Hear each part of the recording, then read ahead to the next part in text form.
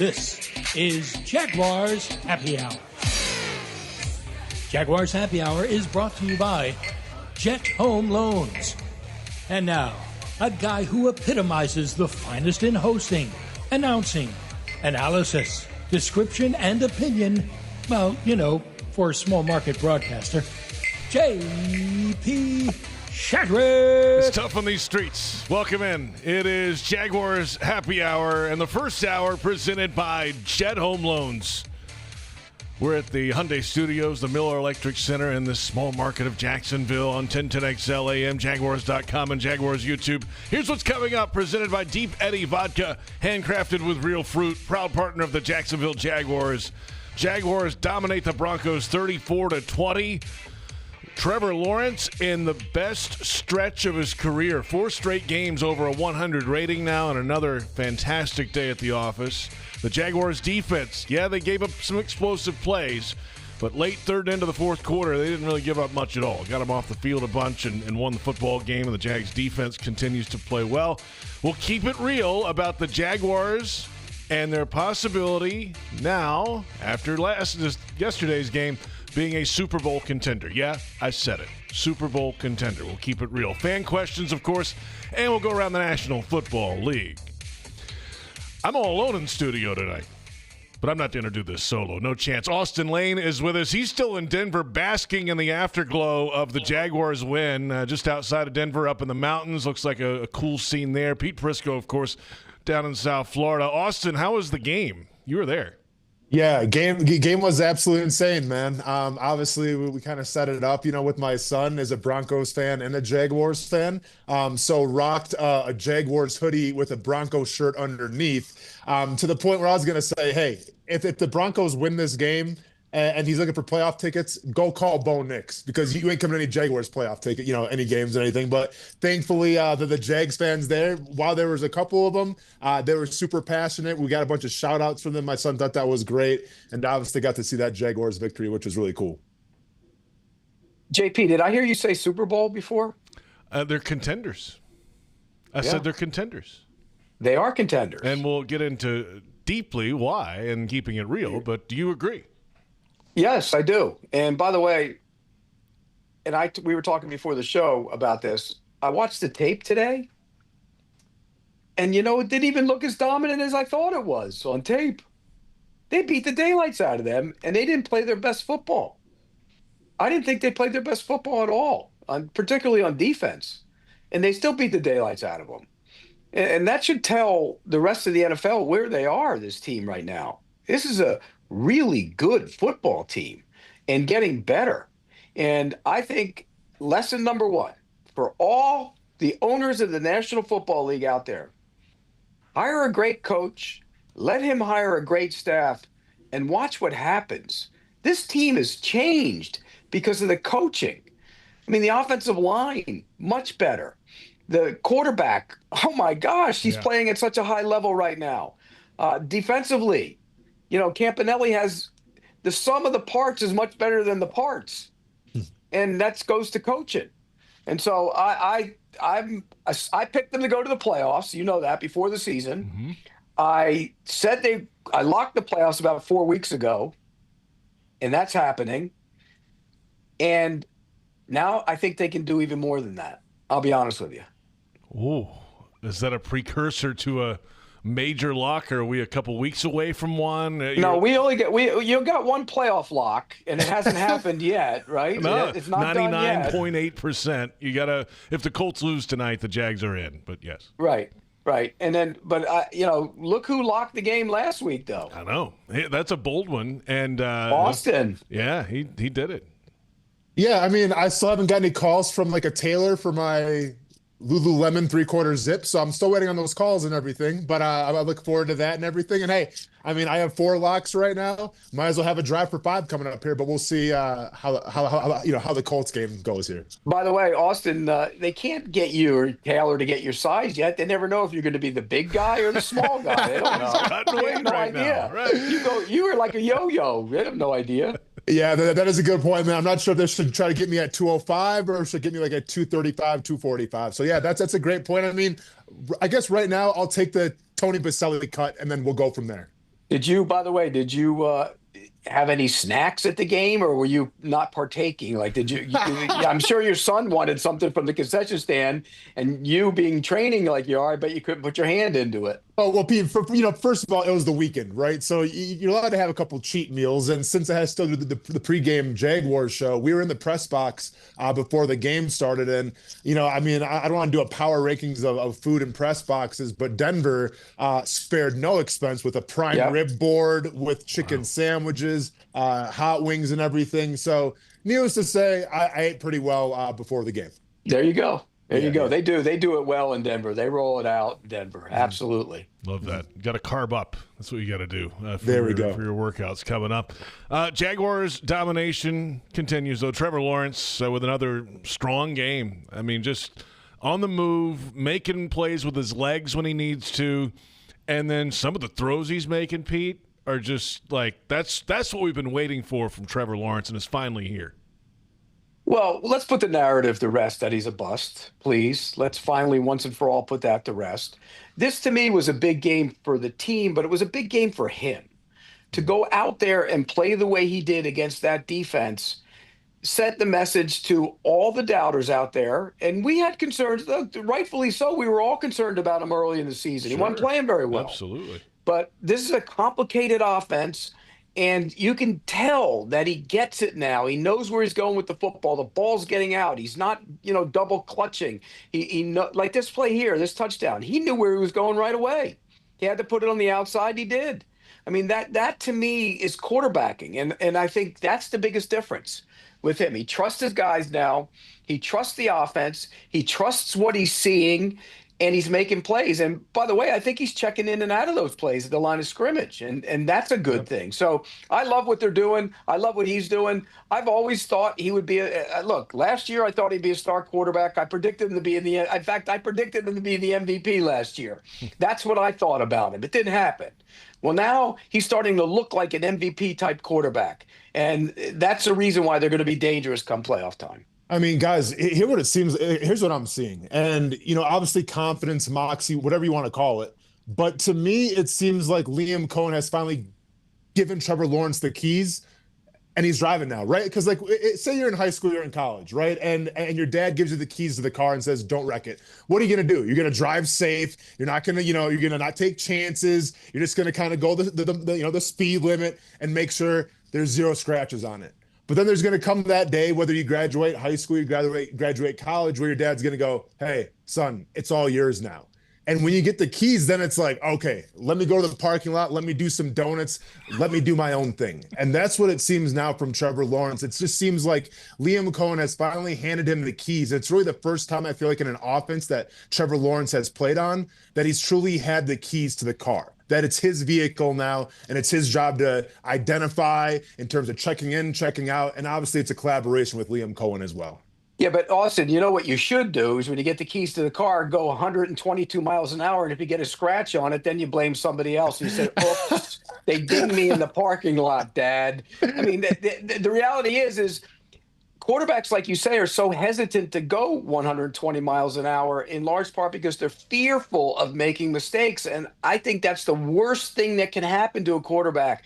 And now you're seeing a guy who's not fearful of making the mistakes, and he's not making them because he's dictating to them. And I think that's the biggest difference. By the way, I hear he's got a little bit of swagger about him now. He's, getting on his teammates at times. I mean, that's the smart thing that needs to happen for a quarterback. Well, go ahead, Austin. My bad. I was going to say, and this has Liam Cohen written all over it, right? And you can't state this enough. And I said this, I think it was like week 1 or week 2 of the show, where I think it's extremely important that you get a head coach that not only matches the team, but also matches the city, right? Like, I think Dan Campbell was a great signing in Detroit because he pervades that blue collar, tough as nails mentality. I think that's what Detroit needed at the time. I think the Jacksonville Jaguars needed Liam Cohen just like Liam Cohen needed the Jacksonville Jaguars, right? And it's almost like when you watch him conduct themselves in the post-game pressers, calling out the small market and everything, that's what Jags fans are doing, right? Like, not every single coach is going to, I don't want to say be petty or anything, but not every single coach is going to listen to the outside noise and the fodder and use that as motivation. Liam Cohen has done that. And that's what Jacksonville is. Jacksonville is a city where it's not Miami, it's not Tampa, right? You're always kind of forgotten about in terms of the market and everything. I feel like Liam Cohen has recognized that and almost made it more of, you know what, it is us against the world. And if someone wants to say something, go ahead and say it. We're going to hold you accountable. Like if I'm the Colts, if I'm the Titans, or if I'm anybody playing the Jacksonville Jaguars in the playoffs, one rule, and it's the Tyrannosaurus Rex rule. Don't say anything. Don't do anything. Because if you say one thing in the media about the Jacksonville Jaguars in a negative light, they're going to use that against you. Yeah, the ultimate receipt keeper is Liam. You know what? You know what, JP? I'm a big. I love Petty. I'm good on Petty. I'm okay with that. Sure. But you got to be careful that you don't go too far with it. You know what I mean? And as a guy who's covered that team from the beginning, even before they were there, even before the team was given to Jacksonville, the whole lead up was they would announce all these cities, Baltimore, St. Louis, they're all in the running for the team. Oh, and Jacksonville. And they became, and I actually wrote that once. It was, and Jacksonville. It's almost like that was my nickname when we used to go on the road. Oh, there's the guy from Baltimore. There's the guy from the St. Louis newspaper. There's and Jacksonville. And so they took on that mentality because they weren't supposed to have that team. It was never going to Jacksonville. And they got it. And they've been an underdog. And guys have missed out on Pro Bowls, All Pros, and marketing deals, endorsements, because it's a small market team. Sean Payton's not wrong, but the way he said it was almost like an insult. And they took it like that. Don't you remember? You guys weren't around back then, but and Pacelli brought it up, and they played to it in 95. 96, they go to the playoffs in Denver, and then columnist Woody Page wrote a column calling them Jaguars the entire time. And they used that as motivation, and they brought it up again. Did you see at a team meeting on Saturday? They brought it up. And that's, Tony brought that to their attention. And I think he's feeding into that. Tony's been around it forever. He was the first draft pick. He knows. And he's kind of letting them feed into it. You just have to be careful that it doesn't go too far. It's fun to be petty, and it's fun to use it as motivation. But the reality is, how much motivation is it? And should that be the full motive? You know what I mean? If you're a player on a team, shouldn't you be as motivated as you should be every week that you're pushing to go to the playoffs rather than to using something like that as the motivation? That's what's my belief. Pete, but absolutely. But you understand this. When you're a front runner, when you're expected to start winning games, when people start talking about you, it's hard to keep that momentum because now it's expected. So then what do you reach for and say, okay, well, we're doing really well right now at the top of the division. What's some extra motivation? Like, I'm all for the pettiness. I really am, because I love the pettiness. Don't get me wrong. Yeah. I just think you got to be careful, a little bit careful with it, that it doesn't become something that people start it turns over and you become the mocked. You know what I mean? You become. No. Sure, and I get it. And listen, did you maybe lose Sean Payton as a friend? Did you lose, Robert Saleh as a friend?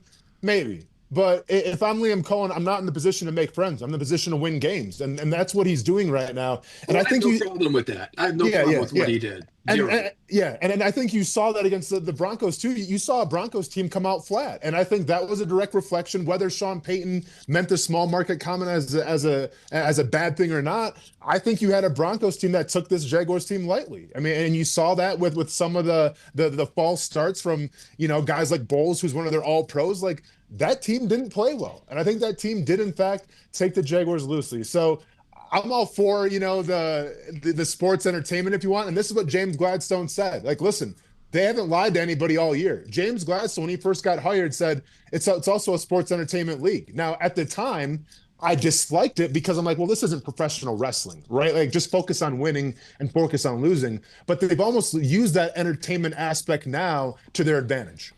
Yeah, I love Petty, and as a journalist, I'm all for Petty, and as a guy on the airwaves, I'm all for Petty. I just think and because at some point it'll flip on you, and they'll say, "Oh, look at they're crying about it again." You know what I mean? You know how an audience is out there, and now you've used it, and you're still a small market team. You're always going to be a small market team, but now the step is this: go win it all. And then the small market team doesn't matter. Does it matter?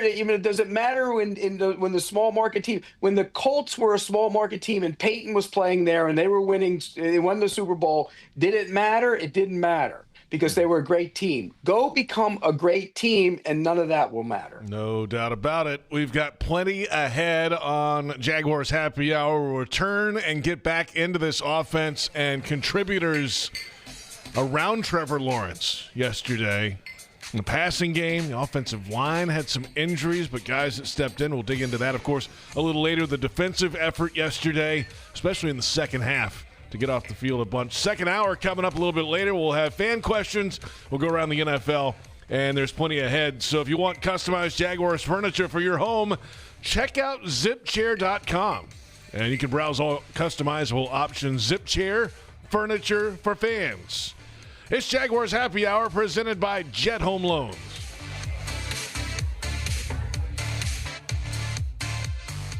Jacksonville's own Dreamfinders Homes, the official home builder of the Jaguars, just scored big, winning 2025 National Builder of the Year. And right now, Dreamfinders is running its best game plan yet, offering winning interest rate incentives and move-in ready homes available today.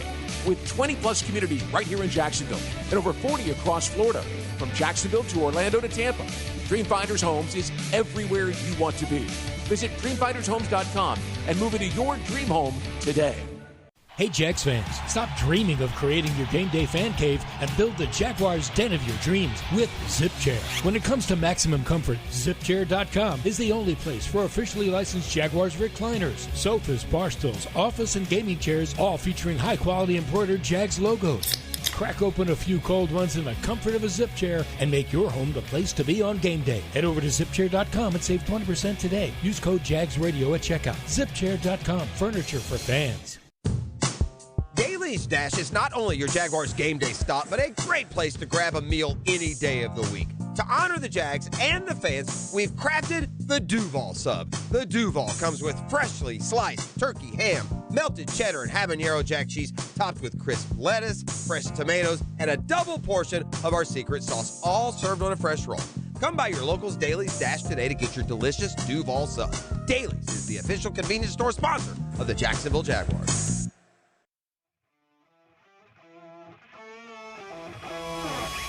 Yuengling Traditional Lager, a beer that, like true legends, stands the test of time. Brewed by the same family for nearly 200 years, it's a crisp amber lager with a bold, smooth flavor that's perfect for game day. Whether you're cheering from the stands or watching from your favorite bar, Yuengling is the taste of tradition.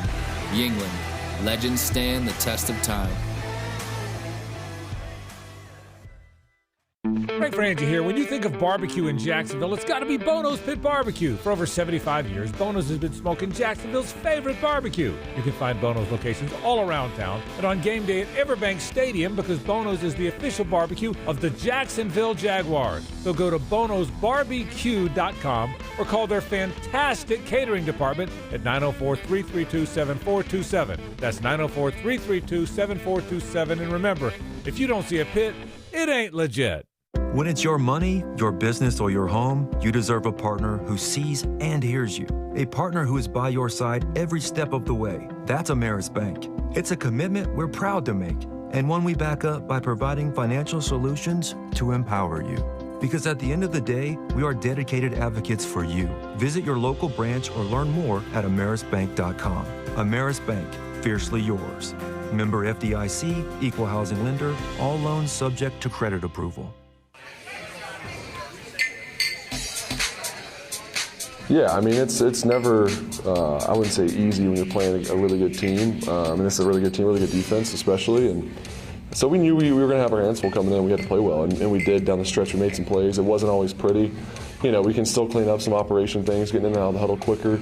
Seemed like that was like some of the fastest play clocks I can remember being a part of, honestly. So we have to do a better job of just getting up there quicker so we can, you know, diagnose the look and get the right calls and go play ball and protect ourselves, because that's a team that does some really challenging things on defense. Great pass rush, some pressure looks that you got to kind of sort through. And we managed it well, but definitely could improve on that. But like I said, made plays when we needed to. We're good on third down, good in the red zone. that's usually key, and didn't turn the ball over. So usually you win when you do that. That is the quarterback, Trevor Lawrence, after another big game in Denver yesterday. 23 of 36 passing, 279 yards, 3 touchdowns throwing, 1 rushing for Trevor Lawrence. Welcome back. It's Jaguars Happy Hour. We're on 1010XL AM, Jaguars.com, and Jaguars YouTube. Glad you're with us. JP Shadrick from the Hyundai Studios, the Miller Electric Center. Austin Lane, just outside of Denver, Colorado, up in the mountains. Pete Prisco is at sea level down in South Florida, maybe like 8 feet above sea level. Hey, Trevor Lawrence obviously had a fantastic game overall, but he's spreading the wealth around to a bunch of different guys. 7 different players had a catch in the game yesterday. Well, no more than Parker Washington. He had 6 catches, career best 145 yards, and a touchdown. Other touchdowns to Brenton Strange and Travis Etienne Jr., another receiving score for the running back after he had 3 last week. I mean, they were covering Brian Thomas Jr. pretty heavy with Surtain, so all these other guys had to make plays, Pete, and they did. Which is weird, by the way. I think Denver made a calculated error on that part. I mean, is anything giving you the indication that Brian Thomas Jr. is number 1 wide receiver?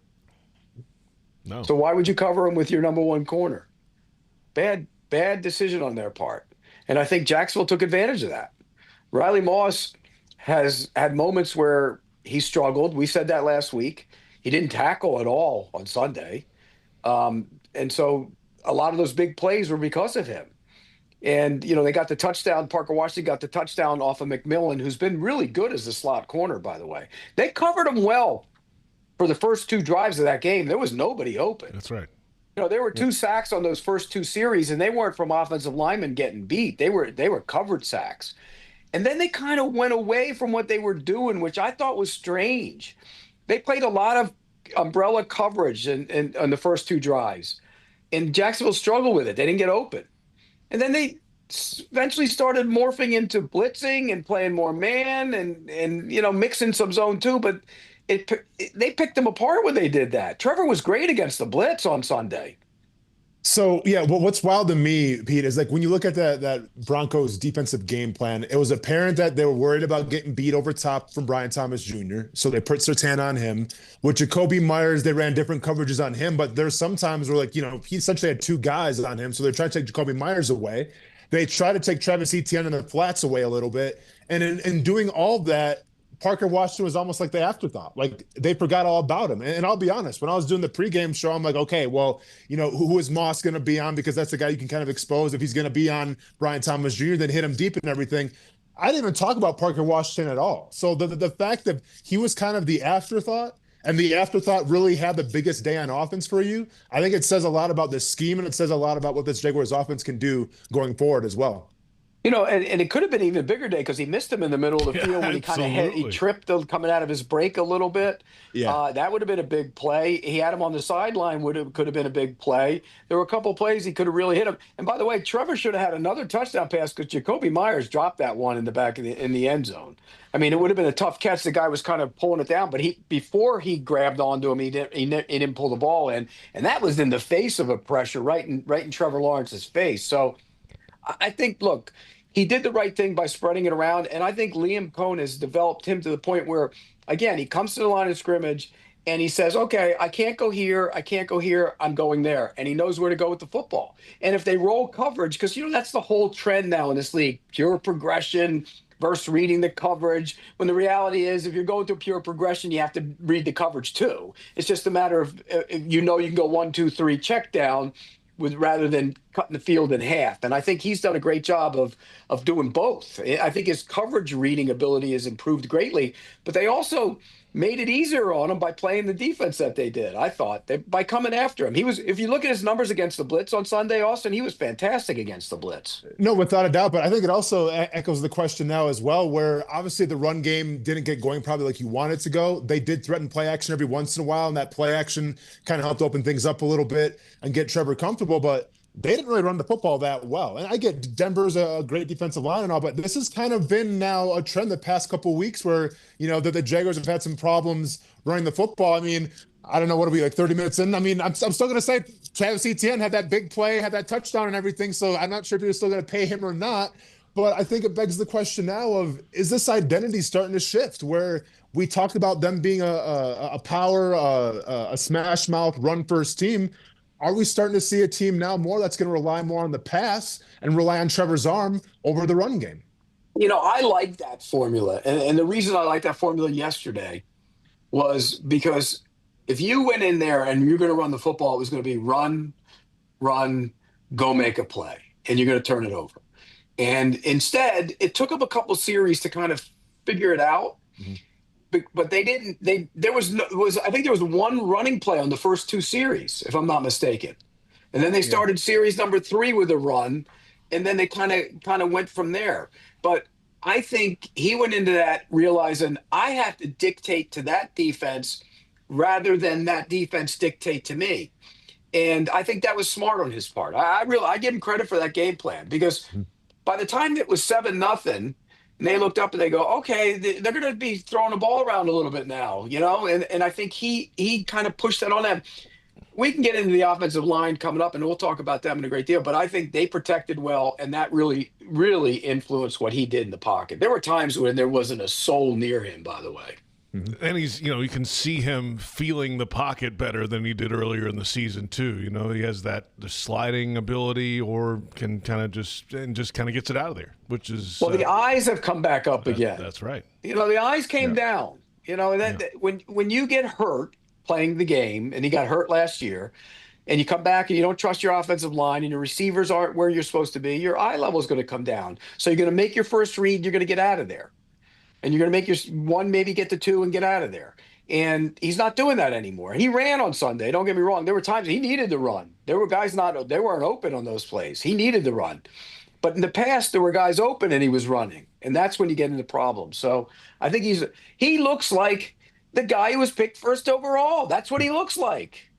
That's who he is right now. It's taken a while, but that's who he is. And this was the game. If all the other games leading up to it, it's the Jets, it's them, it's that, it's this, it's that. Well, you go on the road and you do it against that defense. Now there's no more, he did it against that defense or that team or whatever. He went out and dominated that team, that defense, who were really good.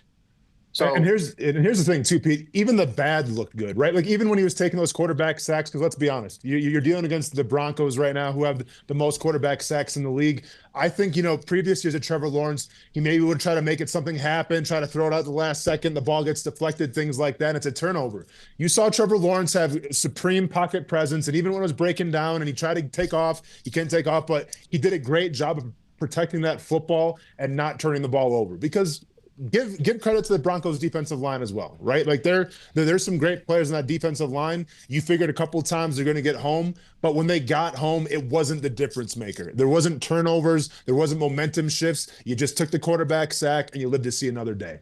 Yeah, he's playing smart football right now, and that hasn't always been the case for him. Here's the other thing about the offensive line. The 2 sacks on the first 2 series, I'm not giving those to them. Those were covered sacks. They're not on them.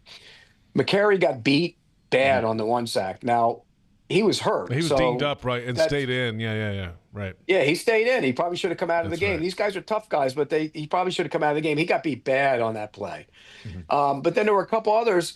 Benito had a pressure on that. Remember when they tried the little arrows route to ETN in the middle of the field? Yeah.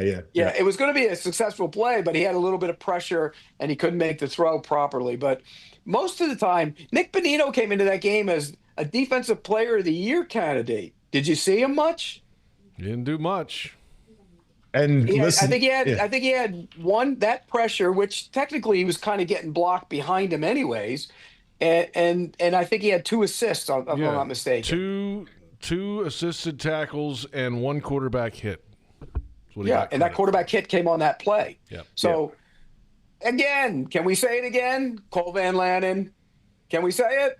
I mean, look, there were moments where Cole Van Lanen had some help and some chip and whatever, but Cole Van Lanen's a good football player. And by the end of that game, think about this for a second.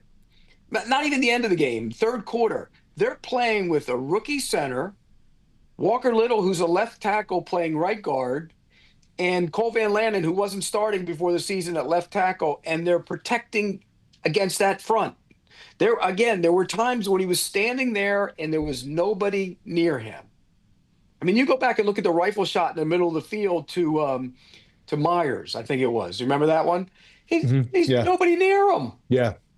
No, I think Cole Van Lanen answered a lot of questions, right? Because yes, he had a pretty good run of football and everything, but then it's okay. You're playing in Denver, hostile crowd, not gonna be able to hear the cadence and everything, going against a legit defensive line. Like, how does Cole Van Lanen hold up? And I think he passed the test with flying colors. And I think going forward, like, once again, I understand there's a lot of guys you got to re-sign or tag and all this stuff, but I think Cole Van Lanen's got to be a top priority, because if he's doing that against Denver, and listen, we'll see how the playoffs shake out in terms of Houston and everything, if you got to play them again. But I mean, and I get Houston's defense is legit as well, but I think with Cole Van Lanen out there right now, there's not a lot of defensive lines on that side of the ball that scare me with Cole Van Lanen doing his thing right now. And by the way, the right tackle's been playing pretty well too. We've kind of, because Van Lanen's been playing so good, and it's such a surprise. But Anton Harrison the last couple of weeks has been really good too. Fantastic for this Jaguars offense, and a big win over Denver yesterday. We'll return and dig into the defensive effort yesterday. Yeah, they gave up some big plays at times, bunch of yards, but got off the field when they needed to in key moments. A little later in the second hour, we'll get your fan questions. We'll keep it real about the Jaguars' Super Bowl chances. Yeah, I said it. Super Bowl chances. That's all coming up. It's Jaguars Happy Hour presented by Jet Home Loans.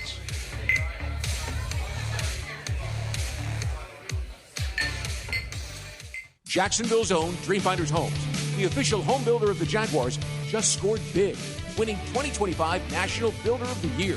And right now, Dreamfinders is running its best game plan yet, offering winning interest rate incentives and move-in-ready homes available today. With 20-plus communities right here in Jacksonville and over 40 across Florida, from Jacksonville to Orlando to Tampa, Dreamfinders Homes is everywhere you want to be. Visit dreamfindershomes.com and move into your dream home today. To everyone who craves a fresh meal made just for you, let our team member Jacob share what's special about Culver's. In Wisconsin, our food comes from the heart, and taking the time to handcraft your meal with care is how we've always done it at Culver's. It's why your Butterburger doesn't touch the grill until after you order. Come to Culver's and let us serve you a Butterburger, made special just for you. From Wisconsin with love, welcome to Delicious.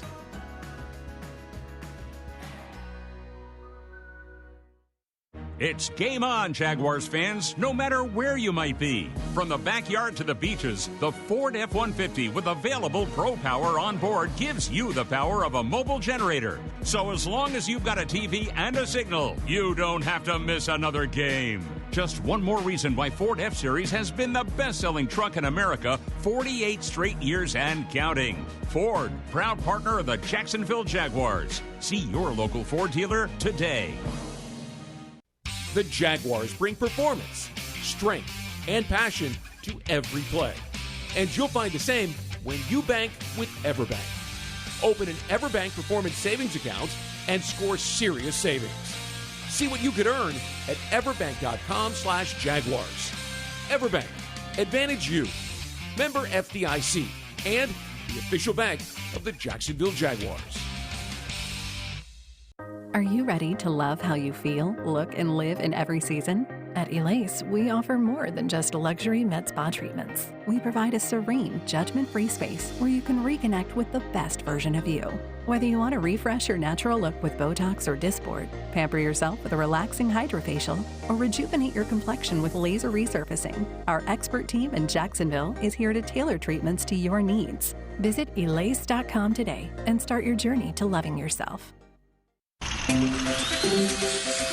Jacksonville builders score big with DL Cabinetry. As the official cabinet supplier of the Jacksonville Jaguars, they offer top quality kitchen and bathroom cabinetry for any project. Enjoy fast turnaround, complimentary design, and great prices. Visit dlcabinetry.com today to learn more and to become a dealer. Limited spots available. DL Cabinetry, the winning choice for builders.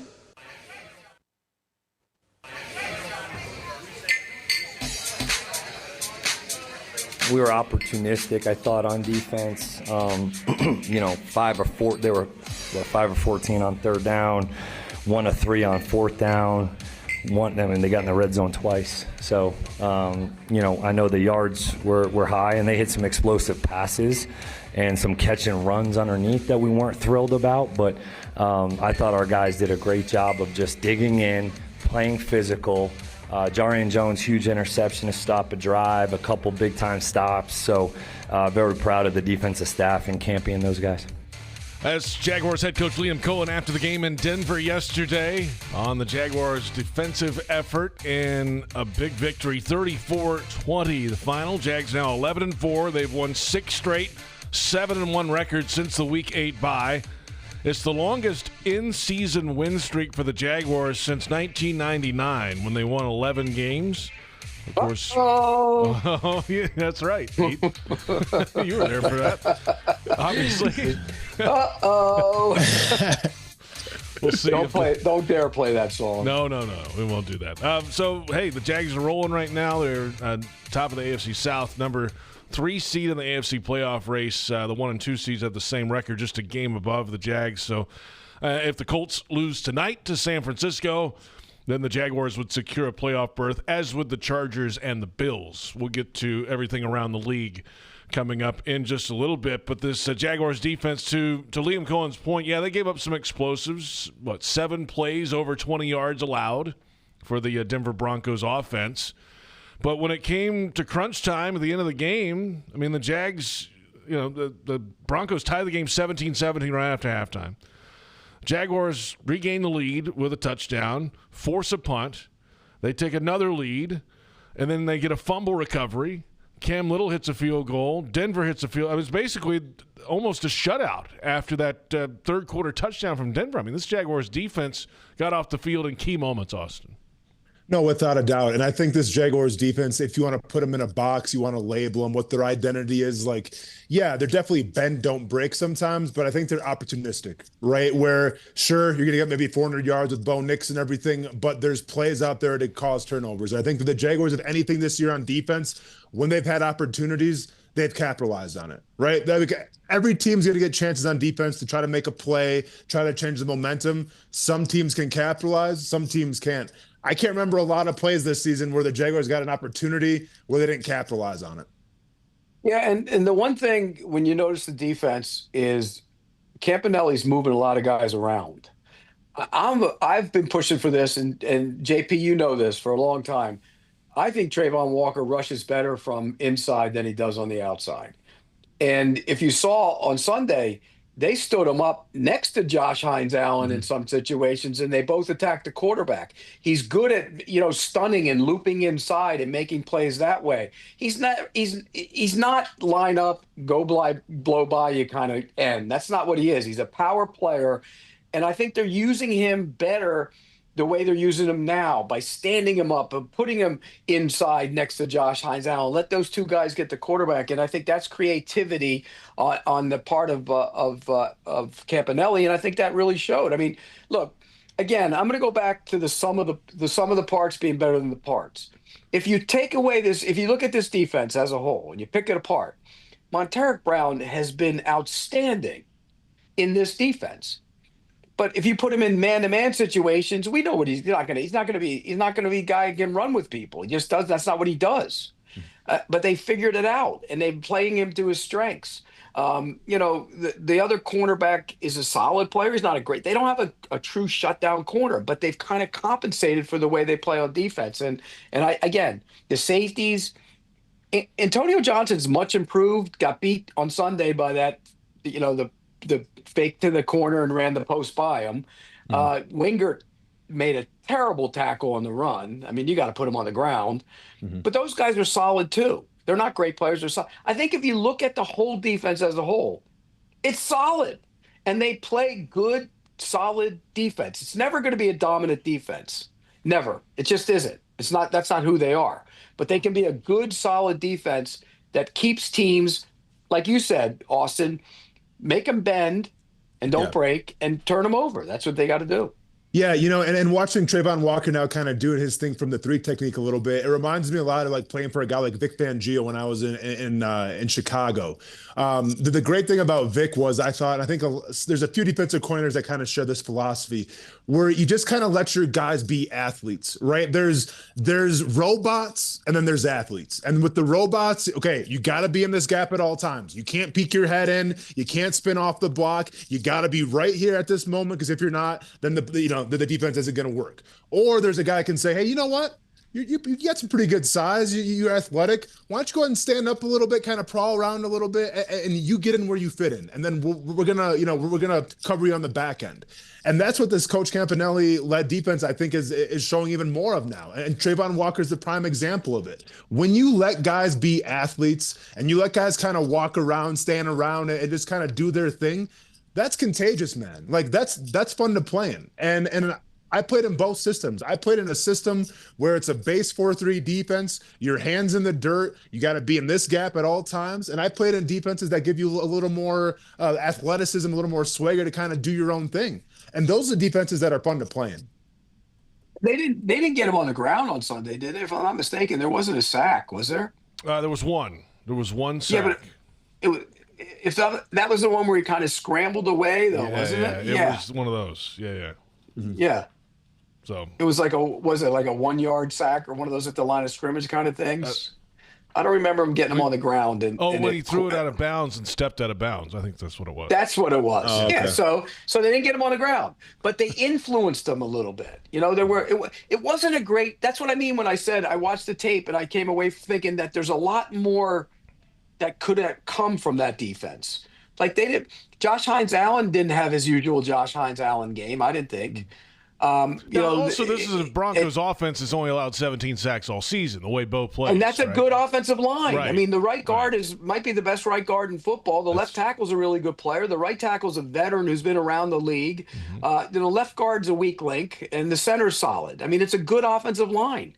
You're going to have problems. When you play good teams, you're going to have problems rushing the quarterback. Well, and also, with that Sean Payton offense too, and he's always been known for this. I mean, he's the king of checkdowns, right? Or if something's not available, then go ahead and check it down to Harvey or whoever they had out there and try to get a couple yards from that. So as a defensive lineman, there's nothing more frustrating if you get a decent rush off and all of a sudden there's a check down with the wide receiver open, because then you kind of feel like you wasted your rush a little bit. And that's what the Denver Broncos have been doing all year with Knicks, and it makes it really easy on a quarterback when you have a fail-safe check down every single play. Yeah, and I didn't think I thought Aluakon was solid, and Lloyd got lost a couple times, but aside from that, they were solid players. It just, you looked at, and I don't know, Austin, as a defensive player, I think you probably looked at it the way I looked at it, like they left stuff on the table on the defensive side of the ball, even though they played pretty good defense. No, without a doubt. I mean, whether it was, some guys running the right gap at a certain time for some long runs, some missed tackles. You mentioned, Andrew Wingard missed that one tackle. You got to have that.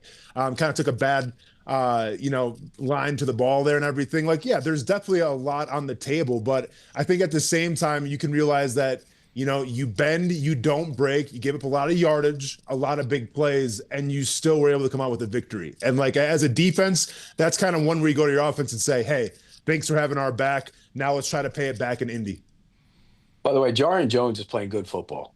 Mm-hmm. Yeah. And, he's another one of those guys that's starting to walk around with the swagger and start believing. That's what you're getting. You're getting young players who are starting to believe. And when young players who have talent start to believe, then it becomes a problem for the other team.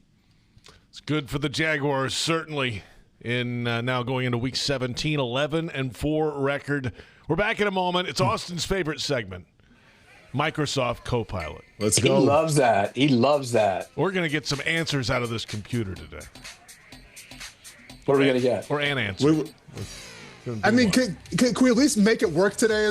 Don't be like, hey, are the Jaguars a good football team? Let's really put it behind the brakes here, and let's really try to see what it's capable of. Ask the question, what does Jacksonville have to do to become the number one seed in the AFC? Let's see if it can decipher that. There you go. Oh, okay. We'll be back. We'll do the one that's already been cooked in, but and then we'll do some more. Work. Yeah, we'll do some more. We'll see if this machine might start smoking here in a minute. Who knows? Back in a moment, and from the backyard of the beaches, the Ford Ford F-150 with available Pro Power on board gives you the power of a mobile generator. Ford, proud partner of the Jacksonville Jaguars. See your local Ford dealer today. It's Jaguars Happy Hour presented by Jet Home Loans.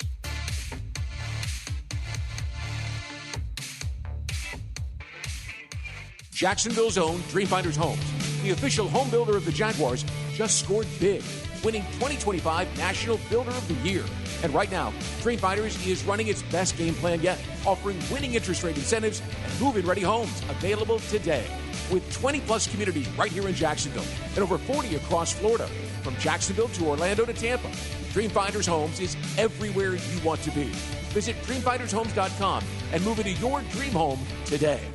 'Tis the season, Jags fans. This holiday season, make spirits bright and give the gift of Jaguars gear. From cozy hoodies to stylish headwear, the Jags Pro Shop has everything your favorite fan needs to rep their team in style. Whether it's stocking stuffers or statement pieces, find it all at the Jags Pro Shop. Visit us on game days at Everbank Stadium or shop online anytime at shop.jaguars.com. Your one-stop shop for making holiday wishes come true. Jaguars fans, are you ready to beat the heat? All season long, head to Mr. Chubby's Wings in Ponte Vedra Beach, Fleming Island, and the West Side to cheer on your Jags. And here's the game-changing play. Order the Beat the Heat Special, which includes 12 of the best wings in town, and score a free milkshake or ice-cold milk in the Jaguars souvenir cup. Thanks to our friends at Florida Dairy Farmers. Fuel up, cool down, and celebrate your Jaguars with Mr. Chubby's Wings and Florida Dairy Farmers, the ultimate game day team.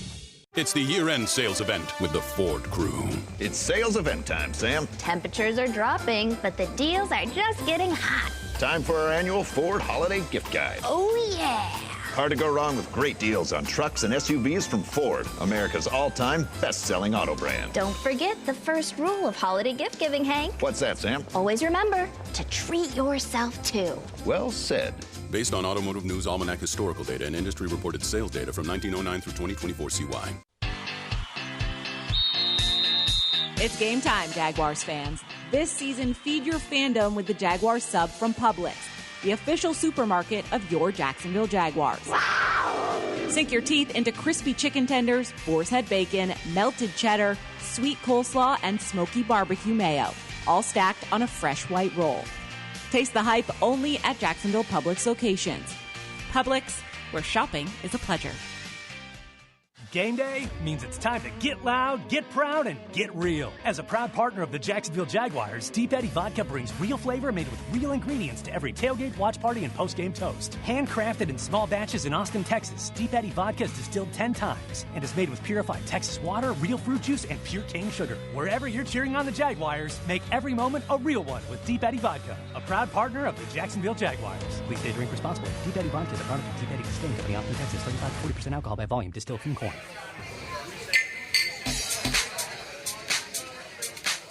They just go hop on the bandwagon right now.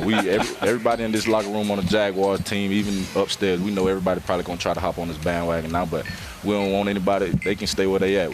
It's us. It's all about the Jags. Care everybody but us. Excuse my language, mama and dad, grandmama, but care everybody but us.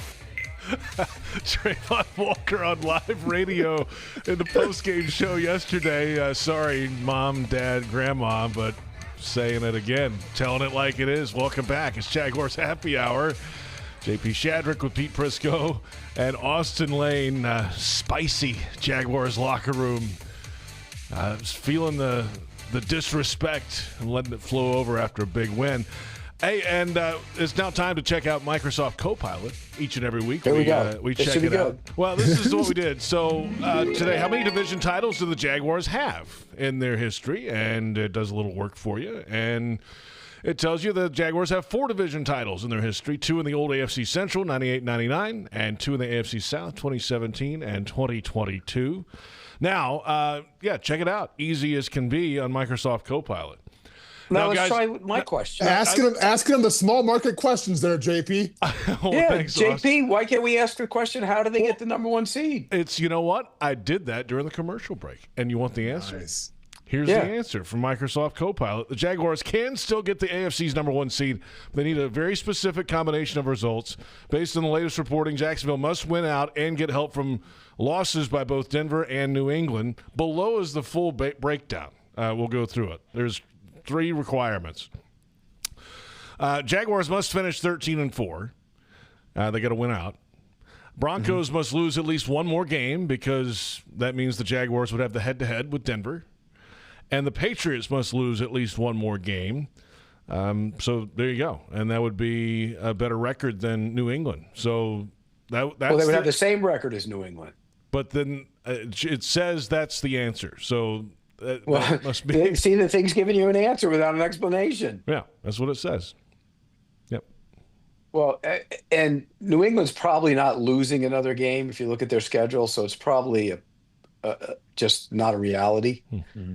I mean, they came back from 11 points down in the fourth quarter Sunday night, but what do they have? The Jets and the Dolphins, don't they? New England? Yeah, yep, they do. Yeah, I mean, do you see a game on that schedule that they're losing? I mean, unless Quinn Ewers wants to put on his best Patrick Mahomes impression, which I don't think is going to happen. I think that the Patriots kind of have it in the bag here. Where is that Miami? That's Miami at New England. Yeah, I think so. In the final week of the season, those Dolphins are going to want no part of that place. With some cold weather. They're going to be. They have their eyes on Bermuda and Jamaica and Aruba and everywhere else. There's no way they're going to win that game. And the Jets can't beat anybody. They're awful right now. So New England is going to have the 1 seed. The question becomes, can you get the 2 seed? And I think you want the 2 seed. And the reason I say you want the 2 seed is that would keep you from playing Buffalo in the first round. And it'd give you a chance for 2 home games, too. Wouldn't you rather play the 7 seed than the Bills? Well, it'd be Houston right now. Yeah, you'd rather play Houston. The Texans' offense right now, if you got, and I'm sure you guys didn't see it because you were working and you were at the game, the Texans' offense against the Raiders was awful on Sunday. And that Raiders team stinks. Mm-hmm. So I'd rather play. If I'm the Jaguars, I don't want to play Josh Allen in the first round. I just don't. Oof.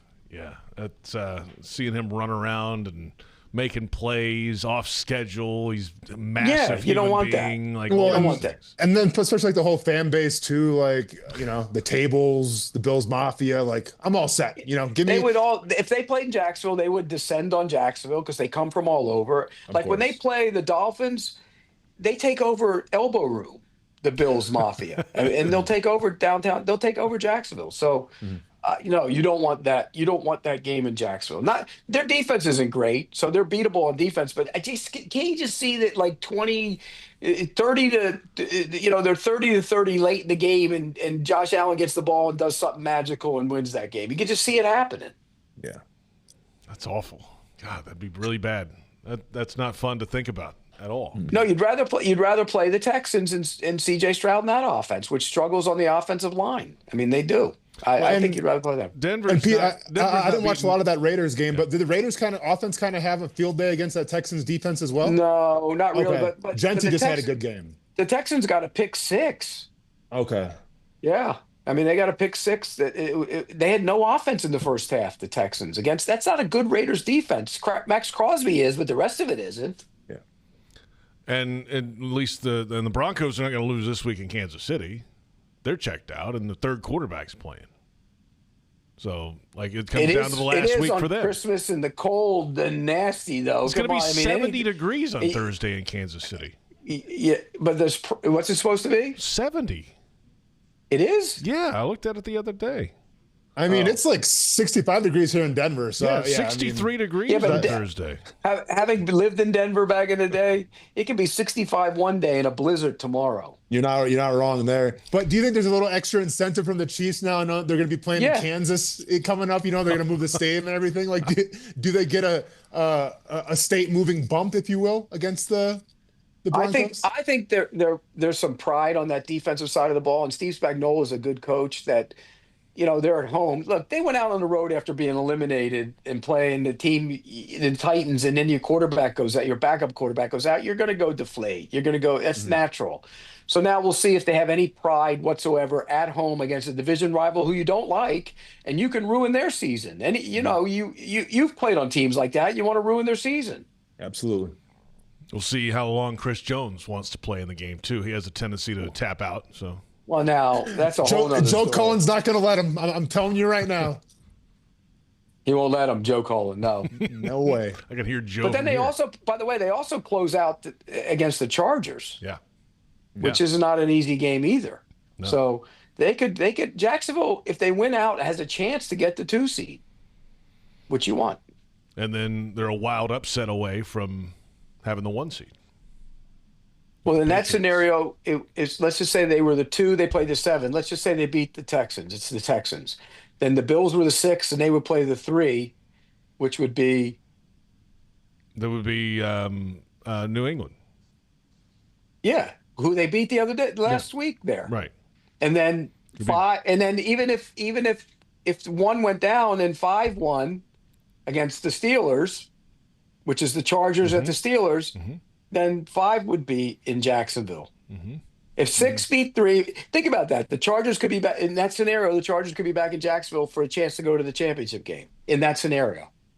Now I'm getting ahead of myself, but it's possible. And that scenario is much more Jacksonville friendly than playing Josh Allen in the first round. I'm with you. I like that. Let's go for that. That sounds like a plan to me. I mean, Austin made that. You made that point last week, Austin, about the defense. I mean, about the Texans fans. They'll have 25 fans there. Yeah, and listen, and if you want to buy into the whole script writing thing, I mean, that's the storyline right there. Like, that'd be the grudge match. Jaguars have a win. Texans have a win. They've been different teams since their last game. Let's see who the true team is now. Like, I mean, you want to talk about James Gladstone saying sports entertainment? That's sports entertainment right there. Like, that's pay-per-view if you're asking me. No doubt about it. We're back in a moment. 1 hour down, 1 hour to go. We've got your fan questions. We've got keeping it real about the Jaguars' Super Bowl chances. They're not even officially in the playoffs yet, but that could happen tonight. All that's coming up. We'll go around the league as well. It's Jaguars Happy Hour presented by Jet Home Loans.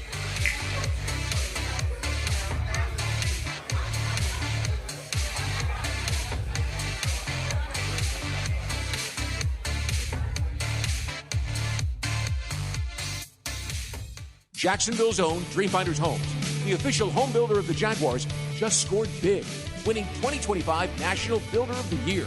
And right now, Dreamfinders is running its best game plan yet, offering winning interest rate incentives and move-in ready homes available today.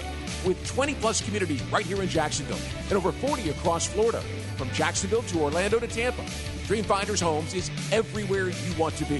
Visit dreamfindershomes.com and move into your dream home today. Game day means it's time to get loud, get proud, and get real. As a proud partner of the Jacksonville Jaguars, Deep Eddy Vodka brings real flavor made with real ingredients to every tailgate, watch party, and post-game toast. Handcrafted in small batches in Austin, Texas, Deep Eddy Vodka is distilled 10 times and is made with purified Texas water, real fruit juice, and pure cane sugar. Wherever you're cheering on the Jaguars, make every moment a real one with Deep Eddy Vodka, a proud partner of the Jacksonville Jaguars. Please stay drink responsibly. Deep Eddy Vodka is a product of Deep Eddy Distilling Company, Austin, Texas. 35 to 40% alcohol by volume, distilled from corn. Chelsea here. Ready to upgrade your windows or patio doors before the new year? During Renewal by Anderson's December sales event, buy one, get one 40% off. And with 0 down, 0 payments, and 0 interest for 18 months, it's never been easier to say yes. Renewal by Anderson's acclaimed impact windows are built for Florida, designed to help you save on energy bills while keeping your home comfortable year-round. Offer ends December 31st. Restrictions apply. Visit bestwindowsflorida.com. License number CGC 1527613. I'm Foye Lewican from the Jacksonville Jaguars. Driving distracted or under the influence is dangerous for you, and it's dangerous for everyone on the road around you. Ride with Do Not Disturb. That call, text, or social media message can wait. Choose your music before you turn the ignition. Anytime your eyes are not on the road ahead, you're distracted, so pay attention. Remember, drive high equals DUI. Plan ahead. Have a designated driver or get a ride home. Keep a clear head to see clear ahead, and let's get everyone home safely. My best friend Riley loved going to the beach. She was a great swimmer. Then one day, during a swim meet, she collapsed. She had cancer, Hodgkin lymphoma. She spent months getting care at UF Health. The doctors did so much, even put her in a clinical trial. I wish we could go to the beach right now. But she's working. Out of the water. She's on lifeguard duty. Maybe we'll head out when her shift is done. UF Health. Human progress has no finish line. A bold change. A historic development is underway for the Bold City, and the Jacksonville Jaguars and team partners are a part of it. Introducing First and Forward, a development partner program highlighting the significant contributions made toward the transformative efforts to the city of Jacksonville. Thank you, Belter, Brooks Building Solutions, Jackson Electric Supply, Office Images, Sims Crane, Start Tech, and People's Gas. Championing progress on the field and in the community. The First and Forward program. The First Coast Forward Together. To learn more, visit Jaguars.com/forward together. Again, how about our quarterback? Unbelievable. Parker Washington, get Dude, Darian Jones! So proud of you. I love you guys. The job's not even completely, even close to being done. Ain't even close. Not even close. Okay, but that's one more, man. That's 11. That's 11. All right, but we just a small market team. They ain't for the play. We just a small market team.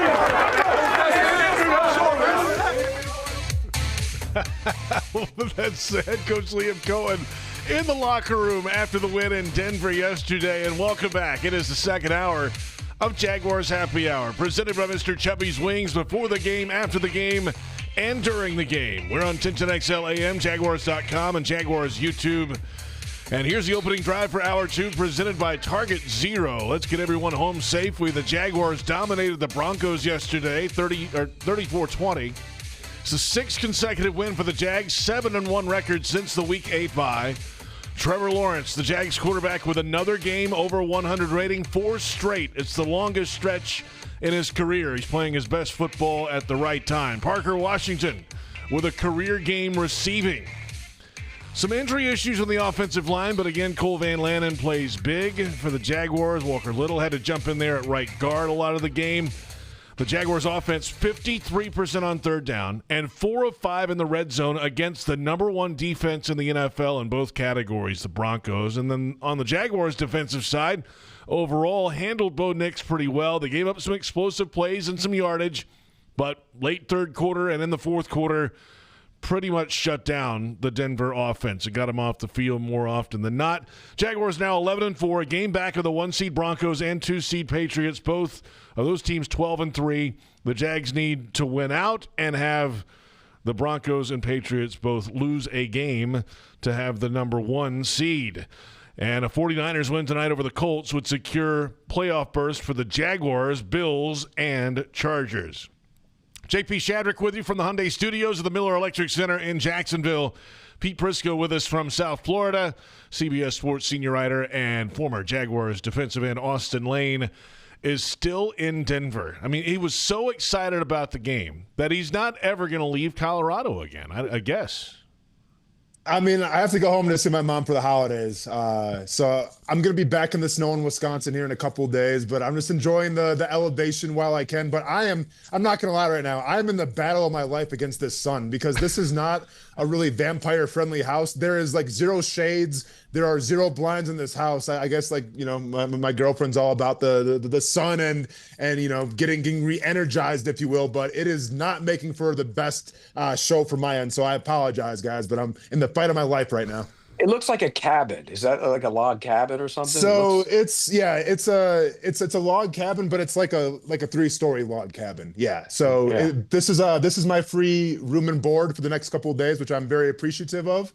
And actually came in contact with a couple giant elk a couple of days ago on the road as well. And if you know anything about elk, you kind of have to stay still, because if you provoke them or egg them on, they could charge you and they can be violent. So that was an experience. By the way, you got a lot of funny plants growing back there. Yeah, it's like a tropical. I mean, do you guys want the whole like Airbnb tour right now? What do you want, I mean, man? in Colorado, they grow a lot of plants, so I was just checking. Yeah, these aren't plants that you're smoking. Unfortunately, these are the ones that you're just enjoying, the ambiance and everything. But I am in the plant room right now, which probably makes a lot of sense while there's so much sunlight. But I think even the plants looking a little crispy right now, so maybe we can get some shade on these bad boys because it does look hot right there with that sun baking. Oh, it's toasty, Pete. It's really toasty. Yeah. Is that aloe vera plant behind you? I think it is. Back over your left shoulder. I see that you have a pretty good eye for quality. I think that is an aloe vera plant. We have some cacti to next of it. And then we have some other foreign plants and stuff that I'm not a botanist, so I have no idea what we're dealing with here. Well, that's the air quality in there is probably fantastic. So congratulations on that. He looks like a mountain man, though, doesn't he? He certainly you look does. like a mountain man. Oh, you can handle yourself on a trail, probably. I could see that. Yeah. Oh, I mean, I'm not gonna lie. I may never come back to Jacksonville, guys. Like, I love the beach and everything, but being in these mountains with the wilderness, I'm not mad at it.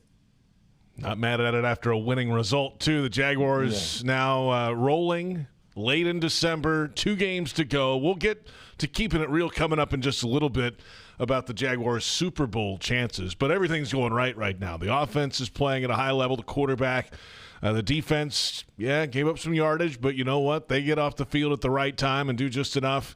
And full team victories. And they did it on the road against fantastic football team, the number 1 seed that had won 11 straight games. So that opened, Pete, I'm sure a lot of eyes around the NFL. There might have been some doubters or people who didn't watch the Jags yet. But guess what? You're going to have to watch them now.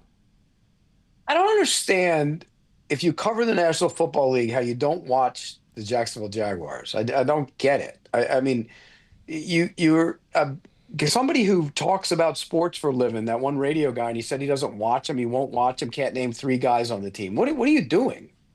I mean, it's not cool to rip on the small market. It just isn't. You should. It's an insult. It makes you look bad. It doesn't make them look bad. It makes you look bad. And then you got Richard Sherman doing his stupidity. I mean, whatever he does. That's your guy, Pete. Yeah, well, he blocked me a long time ago. We talked about this. Yeah, I know. And so I just don't understand the whole shtick. But again, it's been that way since 1995 and even before. That's why they mock the fan base, okay? And the fan base has been mocked for years. They have no idea what that fan base is like. None. And they see empty seats at times. Well, they're jaded. They've been jaded. Look how bad. I mean, you mentioned they've won the division title 4 times in 30, since 1995. This is the 31st season, yeah. Mm-hmm. Yeah, 4 times. So, of course they're going to be jaded. But to rip on the small market, and it's ridiculous. And Sean knows better than that. Where did Sean Payton coach? New Orleans. New Orleans. I mean, it isn't exactly like a major market, is it? No. Not at all. No. And listen, when we talk about, the whole national perspective, and I get it, it's also entertainment, right? So it's fun to be polarizing. Pete, it's like you said, either you're being loved or you're being hated, but at least they're talking about you. So I feel like sometimes, it's the low hanging fruit. It's the cheap shots on Jacksonville that's going to get Jaguars Twitter all riled up and get those reactions, which, these national guys are craving so much. But I think the other side of it, of where it's like, well, I just don't watch them. I just, I don't do any research, any due diligence. You're not trying to be polarizing. You're just kind of telling yourself being lazy. And I feel like in a medium where I feel like there's always young up and comers that are hungry, the last thing you want to do is telling yourself and say you're not watching a certain team play football, especially a team that's at the top of the AFC right now, because you keep that up attitude. And then, when it comes time to talk to them, ChatGPT ain't going to help you out, right? So you better do a little research. I mean, that was a mega game in the grand scheme of things in the National Football League on Sunday. And did you see where it went from a viewing standpoint? Very few people saw that game. If you didn't have direct TV and watch, be able to watch the package. I mean, it's crazy, but that just goes to show you they have no juice. And the NFL would never publicly come out and admit this. They would hope like hell Jacksonville doesn't make a Super Bowl. They don't want them in the Super Bowl. I can promise you that. It's a small market. The ratings aren't what they wouldn't be what they think they would be, and so they don't want them there, and so that's the reality of it. Jacksonville doesn't want to hear that, but that's the reality. The NFL, if they had their druthers in the AFC, would take a big market team. Yeah. They would take New England. They would take Josh Allen in Buffalo, even though it's not a big market team. They've been around, and Jacksonville has it. See, Jacksonville can get to the point where they're the new Josh Allen. And the new, they can be that team, but you have to have sustainable success. But right now, if you ask the NFL suits right now, would you like Jacksonville in the Super Bowl? Hell no, they don't want him in the Super Bowl. No, if you ask a lot, I think the national media, they don't want to do the research. I mean, I think Copilot can only help you so much. Like, just wait. There's like an AFC playoff breakdown, but brought to you by the Copilot. Just let the Copilot take over because it probably knows a lot more because people haven't been doing their due diligence. And I think that's the one thing that could drive this team on a deep playoff run. It's knowing that they don't want you there, right? Like you can essentially turn into the kid that's playing kickball and you take the ball and you kick the ball over the fence and say, forget it. No one's going to have fun then, right? Like that's what Liam Cohen right now in the Jacksonville Jaguars can do. Take that ball, take that shiny object, kick it on top of the roof and shut everything down. I like it. Here's the other thing. This is the great year to have a chance to get there. We know that. We'll talk more about that in a second. But you almost think about it from this standpoint. Let's just say they did get there. That's a long trip and an expensive trip for a bunch of Jaguar fans to try and get to the Super Bowl for the first time. Right. Of all years, like it's in California. Right. It could be if in it Tampa was in or New Miami. Orleans or Miami Atlanta. or Tampa or Atlanta or even Dallas. Right. I mean, you could get there. You can drive there. You're not driving to San Francisco. Mm-hmm. Yeah. Hey, but you're not going to turn it down, Pete, clearly. No, they're not going to turn it down. You know what they do? They do like all the Steelers fans used to do back in the day. You tell your kid you're eating peanut butter and jelly for the next 15 years every meal, but we're going to the Super Bowl. Yeah.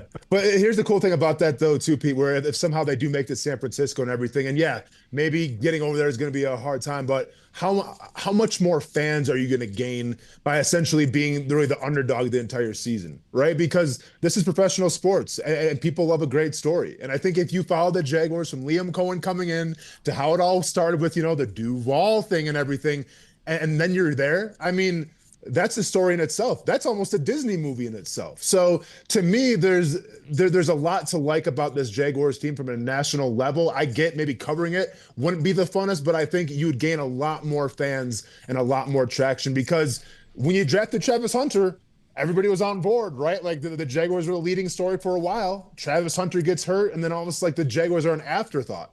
Well, now it's to the point where they can't really be an afterthought anymore. And if they make noise in the playoffs, you're going to have to learn to like him. Hey, that's the amazing thing, by the way. He's not even a part of it. Yeah. Right. Yeah. You would have forgotten about it. And by the way, if it's going to be a Disney movie, they got to clean up the locker room speech scenes a little bit. No, they don't. And they can beep it out. They can beep it out. PG-13. Yeah, they can beep it out. I just think, I think it's one of those. It's also, does anybody think this is the end season for this young team? You know what I mean? If you look at, this is just the beginning. Yeah, they haven't. They've got one draft in, and you know what? One little free agency class, and that's it. Right. Yeah. And this is just the beginning. So they don't. That roster isn't close to being what they want it to be for what they need it to be. So that's why I say that defense is, the parts aren't as good as the sum of the parts because eventually they're going to get the parts that need to be there on that defense. Isn't there a team that's kind of – did I see Anthony Campanelli's name up for one of these gigs already? Giants. Okay. He's a New Jersey guy. Yeah. They need a guy with some juice. The offensive coordinator is going to get interviewed too probly. Yeah. Yeah, he's not calling you interview him. I don't know if they'll hire him, but they'll interview him. Those guys – the offensive line coach has done a tremendous job. He really has. I mean, Sean Surratt, great job. You look at that, and they have a bunch of them. Don't they have like 22 offensive line coaches on that staff? They got a few guys helping out. I mean, I look at the staff. They got like three or four offensive line coaches on that staff, but they've done a great job because, again, the parts aren't as good as the sum of the parts, and they've had to juggle it. I mean, Walker Little went at right guard. When was the last time Walker Little played right guard? He played left guard a little bit in 23. Right. I know that. I don't think he's ever played right guard. Yeah, and Liam Cohen said today he didn't remember him even taking reps there this week. So no. Yeah. By the way, there was a play in that game. I don't know if you saw it, Austin, where Milam's in as the extra offensive lineman. Yeah. And they were blocking the defensive end, and he cracked the defensive end's ribs. Did you see that? Yes. And the defensive lineman looked at him like, "What the hell are you doing, son?" Dude, Milam plays an attitude now. Like, we kind of talked about that in training camp. Like, and I know we've made the joke before. Like, he's got like a tiny little, I think he has like a Chihuahua or a Dachshund or something like that, if I'm not mistaken. You would never guess it, man, because that guy plays with bad intentions on every single play. I quick want to say this, in terms of coordinators and everything, Coach Campanelli getting looked at. This is the benefit, though, too, of having Liam Cohen. Look at Detroit right now, losing their offensive coordinator, right? Look at the Ravens for a couple of years, losing their offensive coordinator. Like, these teams that lose the coordinators that are the play callers, it hurts them drastically. And you have a guy now in Liam Cohen who, and I get he's not the offensive coordinator, but guess what? He's calling the plays. So that's the most important part, where your quarterback seems to be happy and he's playing at a high level. Your offense is firing on all cylinders right now. And guess what? Liam Cohen's not going anywhere. So despite, and I get it, if you perform well, you're going to lose coordinators. That's the way it goes. But at least you're still going to have your scheme. You're still going to have your play calling. Because, like, look at New England right now. New England's playing, at a pretty high level. Well, is Josh McDaniels going to stay there with Drake May, or is Josh McDaniels going to try to test his hand again at a head coaching gig? So it is a little reassuring knowing that no matter what happens this season and going forward, your play caller, your scheme designer, he's still going to be here in Jacksonville. By the way, he is a great play caller. And I don't throw that word around, because I've told Sean Payton back in the day, I said at one point he was the best play caller in the league. And I still think he's a really good play caller. But Liam Cohen is a great play caller. His feel is good. His sense is good. His design is great. And JP, you know me. For me to throw that compliment out there like that, I don't usually do that. I'm impressed with him as a play caller to the nth degree. Yeah, Pete has a critical... Jet sweeps, baby. Jet sweeps all day, Pete. No, you didn't see many of those on Sunday. No, you didn't. No. He's listening to me. He must be on YouTube down the hallway listening to Pete for advice on his offense. Oh, they hear. Just like when we make fun of the hoodie, he hears. Oh, yeah. They know. Rabbit ears down By the there. way, did you see the hug after the game? The hoodie hug with the coach. I missed that one. I missed it. I missed it too. You guys got to find that clip, and we should put it on. I mean, it was a way too long hug. It was like, let him go, Baselli. I mean, my gosh, let him go. How many Mississippis are we talking here? Are we talking like 3 Mississippi, 4 Mississippi? Well, let's find the clip and see if we can play it. You guys tell me if you agree with me, by the way. Okay. And it was hoodie and hoodie again, by the way. See? Hoodie GM and hoodie Baselli. It happens every day around here with those two. We're back in a moment. We're going to keep it real. That was not real enough, apparently. It's pretty real. About the Jaguars' Super Bowl chances. Are they a legitimate contender? We'll find out in just a moment. It is hour 2 of Jaguars Happy Hour, presented by Mr. Chubby's Wings.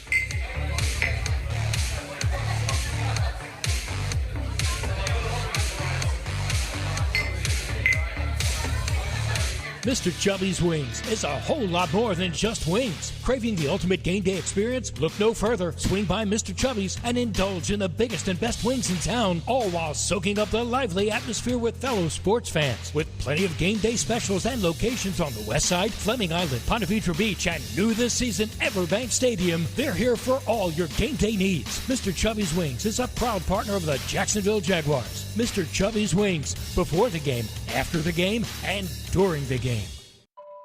It's here that a tiny newborn has the heart surgery needed to save her life. It's here that a first grader learns to speak clearly and confidently. It's here that a 12-year-old athlete builds the strength to run full speed again. It's here at Wolfson Children's Hospital that answers are found, courage is shown, and odds are beaten every day. Wolfson Children's, always here. Visit wolfsonchildrens.com.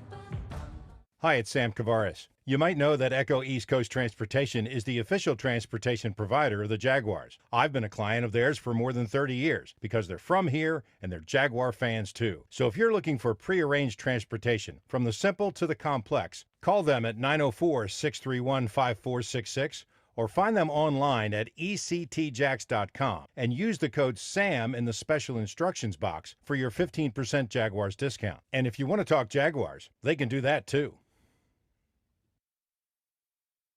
It's game on, Jaguars fans, no matter where you might be. From the backyard to the beaches, the Ford F-150 with available Pro Power on board gives you the power of a mobile generator. So as long as you've got a TV and a signal, you don't have to miss another game. Just one more reason why Ford F-Series has been the best-selling truck in America 48 straight years and counting. Ford, proud partner of the Jacksonville Jaguars. See your local Ford dealer today. When it's your money, your business, or your home, you deserve a partner who sees and hears you. A partner who is by your side every step of the way. That's Ameris Bank. It's a commitment we're proud to make, and one we back up by providing financial solutions to empower you. Because at the end of the day, we are dedicated advocates for you. Visit your local branch or learn more at amerisbank.com. Ameris Bank, fiercely yours. Member FDIC, equal housing lender, all loans subject to credit approval. Chelsea here. Ready to upgrade your windows or patio doors before the new year? During Renewal by Anderson's December sales event, buy one, get one 40% off. And with 0 down, 0 payments, and 0 interest for 18 months, it's never been easier to say yes. Renewal by Anderson's acclaimed impact windows are built for Florida, designed to help you save on energy bills while keeping your home comfortable year-round. Offer ends December 31st. Restrictions apply. Visit bestwindowsflorida.com. License number CGC 1527613.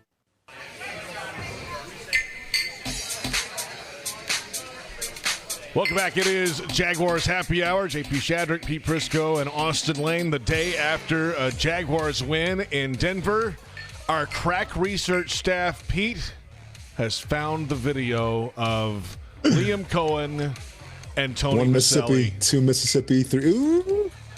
That's a 2.5 Mississippis there. He wouldn't let him go. Look at Coach trying to get the hell away from him. And then he gives him the old tap, tap, tap, tap. I mean, and then there's the hoodie. I mean, even our security gentleman there does not want to break it up. He's not going to go in there. I mean, it was a little long, right? I mean, they were excited, I guess. I don't know. It was a little, I mean, it would have been fine if he wasn't trying to leave, right? The fact he was trying to leave and there was still some hugging going on, right. That doesn't help the situation at all. Right, like Liam's trying to get to his press conference or something or go talk to his team, and Baselli got him in a bear hug that he won't let him go. Well, Liam's trying to get his fist pump in and everything, get his arm warmed up, and Baselli's trying to hamper him from doing that. So it's unbelievable. Yeah, I think he had better form on the fist pump this week too. By the way, it felt like he's following through better and not just stopping. And so the shoulder I think is in better shape, Austin, now. Well, and you have to keep in mind here too, JP, you're at elevation, right? So you're gonna have the advantage there in terms of that fist pump coming downhill like that from a mile high. So no, I think it was one of the best fist pumps of the season. We'll see if Indianapolis can offer another one, but yeah, I was very impressed with the extension, with the follow through, and thankfully, knock on wood, no torn rotator cuffs going into Indy. By the way, if the Colts win tonight and Jacksonville has to go there and then they win next week at Indy to clinch the playoff spot, God only knows how long that hug will be. Oh, my God. I've had the time of my life. It's unbelievable. And here's the other thing. If Jacksonville somehow did get to the Super Bowl, and we're going to talk about that for a second, Cohen's got to embrace the Duval. I mean, he's got to have contests, and it's got to become a thing. That and the hoodie have to become a thing. By the way, let's keep it real. Still available. Presented by Nobody, which is this team's going to get to a Super Bowl, and people are going to miss that sponsorship opportunity of a lifetime. And it could carry over into next year. It could. When people are going to be clamoring to get that. Yeah, it won't be available for long. Jump on the bandwagon. There's room on this bandwagon, not the team bandwagon down the hall. This bandwagon's always available. Right. All right, so here's the Keeping It Real tonight. Are the Jaguars a legitimate Super Bowl contender, and who scares you from each conference otherwise? Go ahead, Austin. You go first. I'm curious to what you say. Yeah, I mean, I absolutely think the Jaguars are definitely a Super Bowl contender because obviously to get to the Super Bowl, you have to go through the AFC. And right now in the AFC, I think you have a Patriots team that can play complementary football pretty well. You like their coach in Vrabel. That could be a hard-fought game, but it's a winnable game. You just went to Denver in a hostile atmosphere and beat the Denver Broncos. Obviously, with Houston Texans, their defense scares you a little bit, but you have been able to put up points against the Houston Texans. The Buffalo Bills, I get it. Josh Allen definitely scares you, right? The Bills Mafia bringing their whole team over, that could scare you a little bit. But this Bills defense is nothing to worry about. And I think right now with this Jaguars offense, the way they're playing, if you want to get in a track meet, I think the Jaguars can hold up because I'll take the Jaguars defense over that Bills defense any day of the week. So talking about the AFC right now, yeah, the Bills do scare you with Josh Allen. That's probably the one team, or maybe the Patriots as well, because I do like the way they play complementary football. They can run the rock really well. But the Jaguars can absolutely be a Super Bowl team. I agree 100%. If ever there was a year of a young upstart team to get on a roll and have a chance, this is the year. No Joe Burrow, no Patrick Mahomes, no Chiefs, no Bengals, probably no Ravens and Lamar Jackson. That means the 4 top quarterbacks in the league going into the season were Mahomes, Burrow, Allen, and Jackson. Of those 4, 3 of them aren't going to probably be in the party. Mm-hmm. This is the year. If you're going to make a run, you know, we talk about Drake May's playing out of his mind, but he's also hadn't played a playoff game yet. Mm-hmm. Bo Nix has lost a playoff game, hadn't won one yet. Trevor Lawrence won one already. C.J. Stroud has won one already. Justin Herbert, he hadn't won one yet. The guy in Pittsburgh's won a few, though. The Pittsburgh Steelers are playing good football all of a sudden. Defensively, they've come alive. They're running the ball. Their offensive line's better, and we know he can throw the football. So they're a team to keep an eye on. But of all the teams that worry in the AFC, it's Josh Allen and the Buffalo Bills, period, for me. How about a quick glance at the NFC now? We haven't really talked about that side of it. Obviously, you got to get to the game first, but Seattle leading the way there. Bears are the Bears. The Eagles are not. They just don't feel the same, but they're 10-5. Carolina's leading that wild division, 8-7 record somehow. Rams, San Fran, and Green Bay are the wild card teams at the moment. Yeah, and Green Bay choked away a golden opportunity by not recovering an onside kick the other night. They would have been the 2 seed and pretty much locked up the division had they won that, or close to locking up the division had they won that game. Now they're probably getting in though, even as they are, because all they have to do is win one game. They play the Ravens at home, they play the Vikings, and the Lions still have to win to get in too. So I think there's a great opportunity. Green Bay is going to get in. If they get Jordan Love back, they showed that they can go on the road and beat a good. They should have won that game the other night without him. And so everybody, the Bears get a lot of credit, but you recover the onside kick, you win. I think the Packers will be dangerous in the playoffs. I think the Rams, they've started to show some flaws on the defensive side of the ball. They lost Quentin Lake, Cardell's son, went out of the lineup about 5 games ago. They haven't been the same coverage unit on the back end, and they haven't rushed it like they did when they played Jacksonville. So they're starting to – but you got Stafford and McVay. Stafford and McVay and Puka Nacua. Stafford, McVay, Puka Nacua. I mean, that's hard to defend that.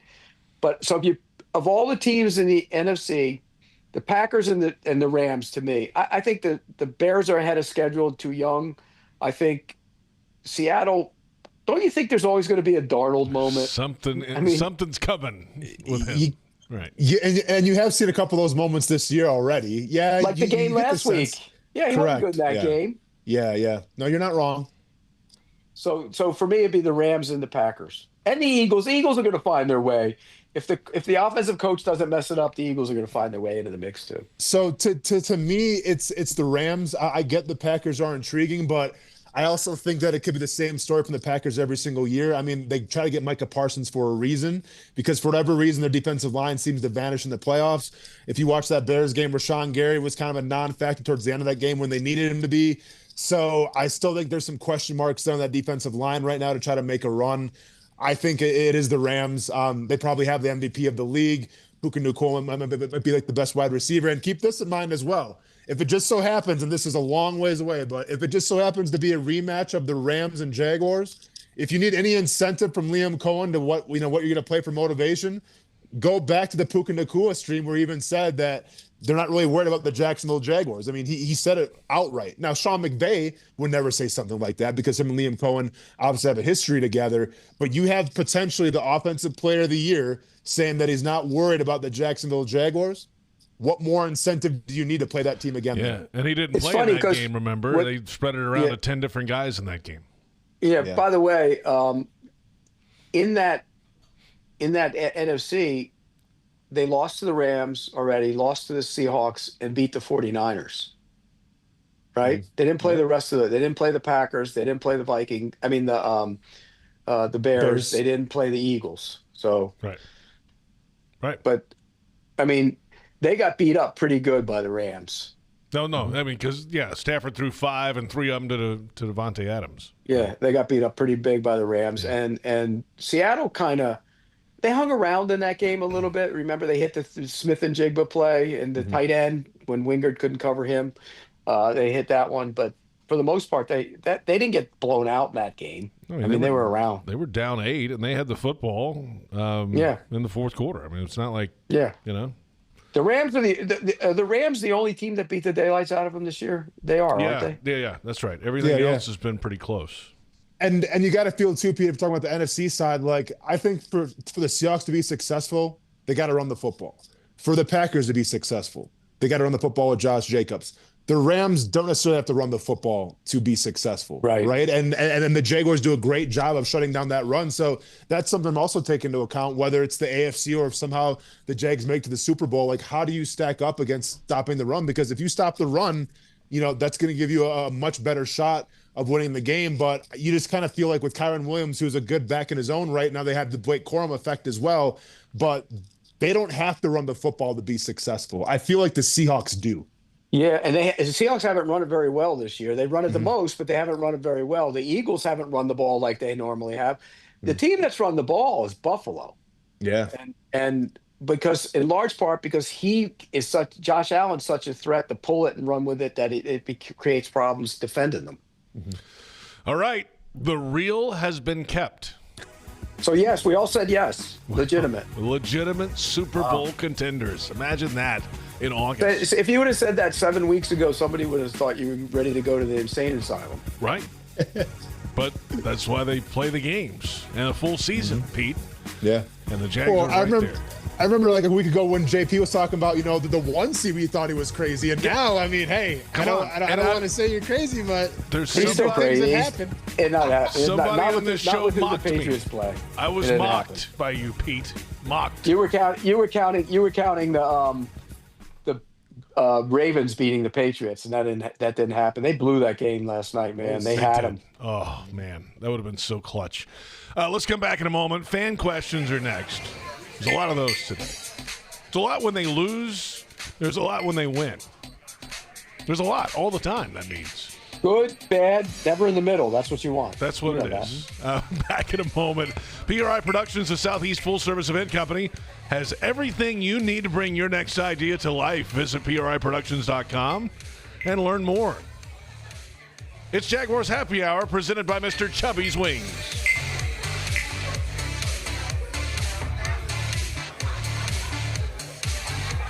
Mr. Chubby's Wings is a whole lot more than just wings. Craving the ultimate game day experience? Look no further. Swing by Mr. Chubby's and indulge in the biggest and best wings in town, all while soaking up the lively atmosphere with fellow sports fans. With plenty of game day specials and locations on the West Side, Fleming Island, Ponte Vedra Beach, and new this season, Everbank Stadium, they're here for all your game day needs. Mr. Chubby's Wings is a proud partner of the Jacksonville Jaguars. Mr. Chubby's Wings, before the game, after the game, and during the game. Jacksonville's own Dreamfinders Homes, the official home builder of the Jaguars, just scored big, winning 2025 National Builder of the Year. And right now, Dreamfinders is running its best game plan yet, offering winning interest rate incentives and move-in ready homes available today. with 20-plus communities right here in Jacksonville and over 40 across Florida. From Jacksonville to Orlando to Tampa, Dreamfinders Homes is everywhere you want to be. Visit dreamfindershomes.com and move into your dream home today. Come on, hurry up! The stadium bathroom line. It's like TSA and the DMV merged in the waters of rush hour traffic, and you're in it. No closer to the bathroom than you were 5 minutes ago. Just closer to, well, going to the bathroom. You know what actually takes a minute? Pre-ordering an Uber so no one drives impaired after the game. Take a minute, make a plan. Never drive impaired. Go to takeaminutenow.com. From Diageo, Mad, Uber, and the NFL. Please drink responsibly. To aim higher, run faster. It's what elite athletes do. Always strive for better. At UF Health, we have that same DNA. To not just treat a stroke, but to create a fleet of mobile stroke treatment units. To not just do research, but to use AI to save lives with one of the most powerful supercomputers in academia. We believe, like athletes, that human progress has no finish line. UF Health, National Medical Center for Team USA.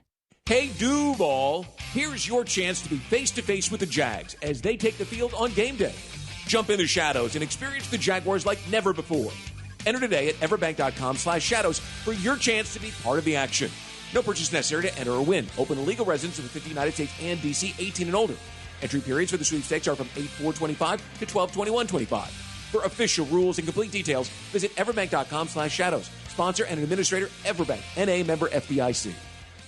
'Tis the season, Jags fans. This holiday season, make spirits bright and give the gift of Jaguars gear. From cozy hoodies to stylish headwear, the Jags Pro Shop has everything your favorite fan needs to rep their team in style. Whether it's stocking stuffers or statement pieces, find it all at the Jags Pro Shop. Visit us on game days at Everbank Stadium or shop online anytime at shop.jaguars.com.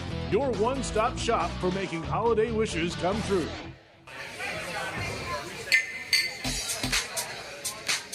Very proud of the resilience early on, and first two drives we couldn't do much.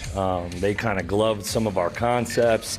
He was under some pressure, and he never flinched. He never got out of his comfort zone. He's been playing at a high level. He's been preparing and practicing at a high level, and this team's behind him.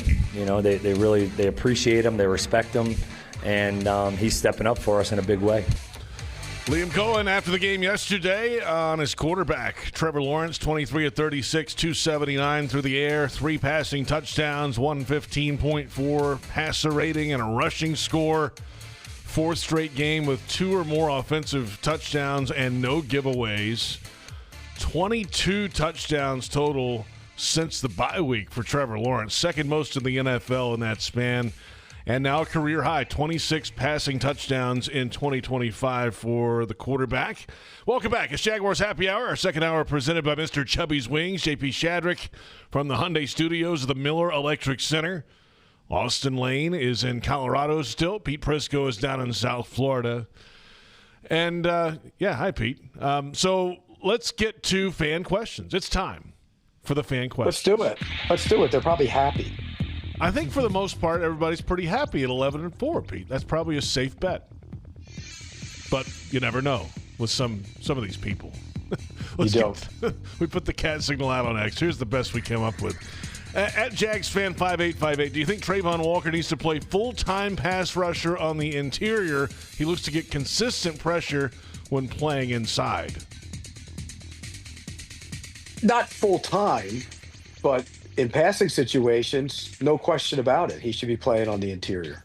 I'm a big believer in that. I've said it. How long have I said that, JP? Just years. Yeah. Mm-hmm. Yeah. Years.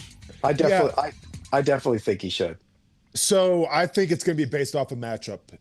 If you have guards that are beatable, then by all means move him inside. If you possibly have, like a left tackle or right tackle, because now we're seeing Josh Hines Allen move around a little more as well, which is, it's cool to see. He's getting the Max Crosby treatment, the TJ Watt treatment. So if that's the case, I think it's more about game playing and scheming against who you're going against more than just what you do on defense. So if it's a great matchup at guard, then move Trayvon Walker down. If he can beat a tackle with power, then let him beat a tackle with power. By the way, you saw when they put him in standing up on the interior, he was over the left guard and not the right guard, who is a really good football player, in Quinn Meinerz. Yeah, exactly. Yeah. Beat him all day. All right, next question at Jags Tie Hard. What about the coaching staff developing their backups? In years past, this wasn't the case. Most times there's a big drop-off in talent from the ones to the twos, but not now. How are they doing it? It's called coaching.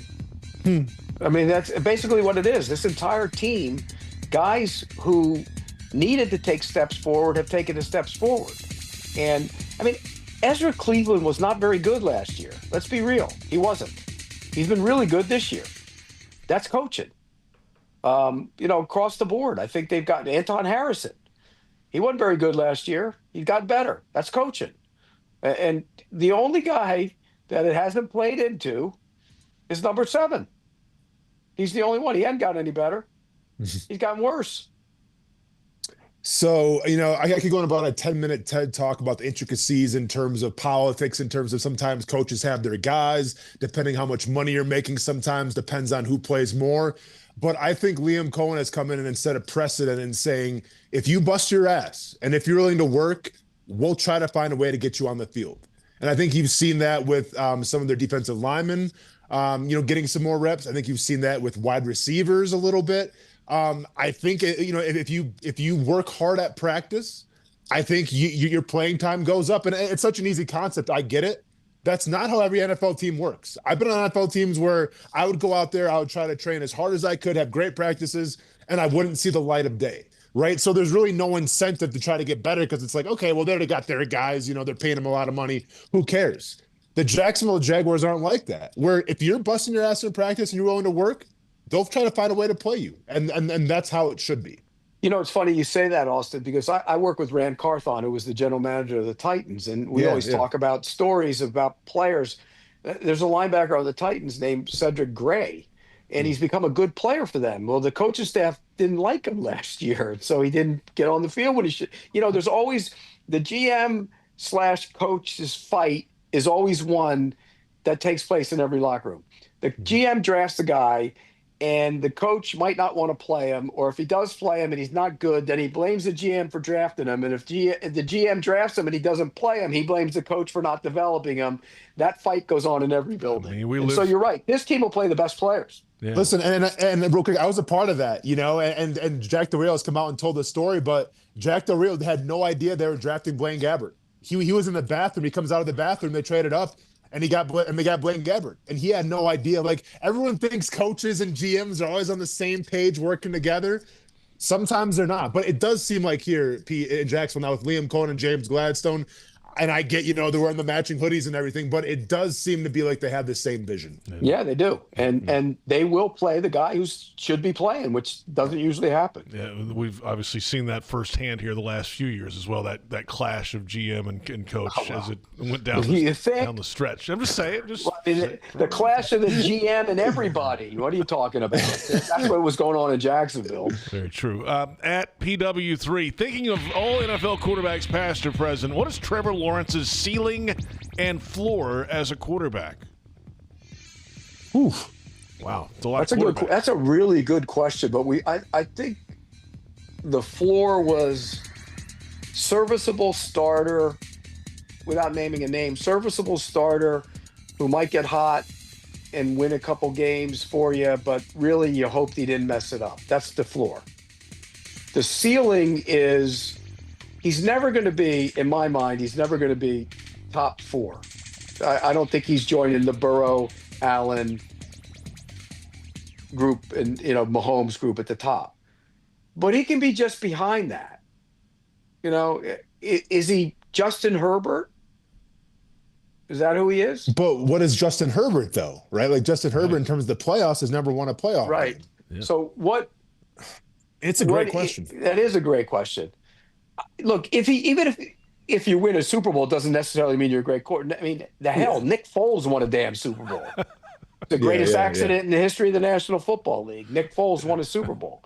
Mm-hmm. So, there are a lot of Super Bowl winning quarterbacks who aren't great quarterbacks. Can he be I don't know if he'll ever be a great quarterback, but he can be a very good one. And that's okay. That's okay. That's okay being a very good one.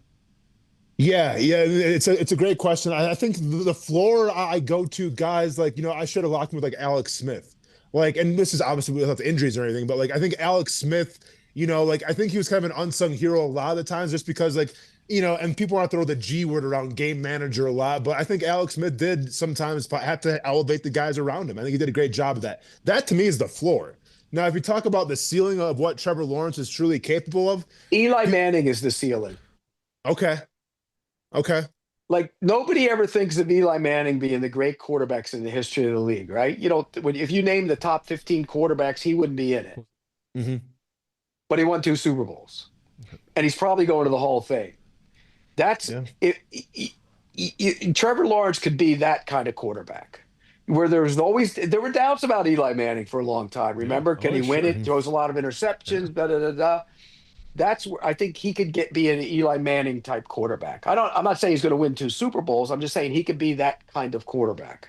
Pete, let me ask you this: a guy like Donovan McNabb, was he ever considered like an elite top 5 quarterback? But obviously, had a lot of success and got to a Super Bowl, if I'm not mistaken. Like, yes, he did. He went to 4 championship games. Yeah. Could you see the ceiling being like a Donovan McNabb type? Not necessarily the same player, but I'm just saying the success and what he meant to that team in that city. How about Stafford in Detroit before he went to the Rams? Yeah. Was Stafford ever considered great when he was with Detroit, though? That's the question. No. He had great numbers, but he's never considered great.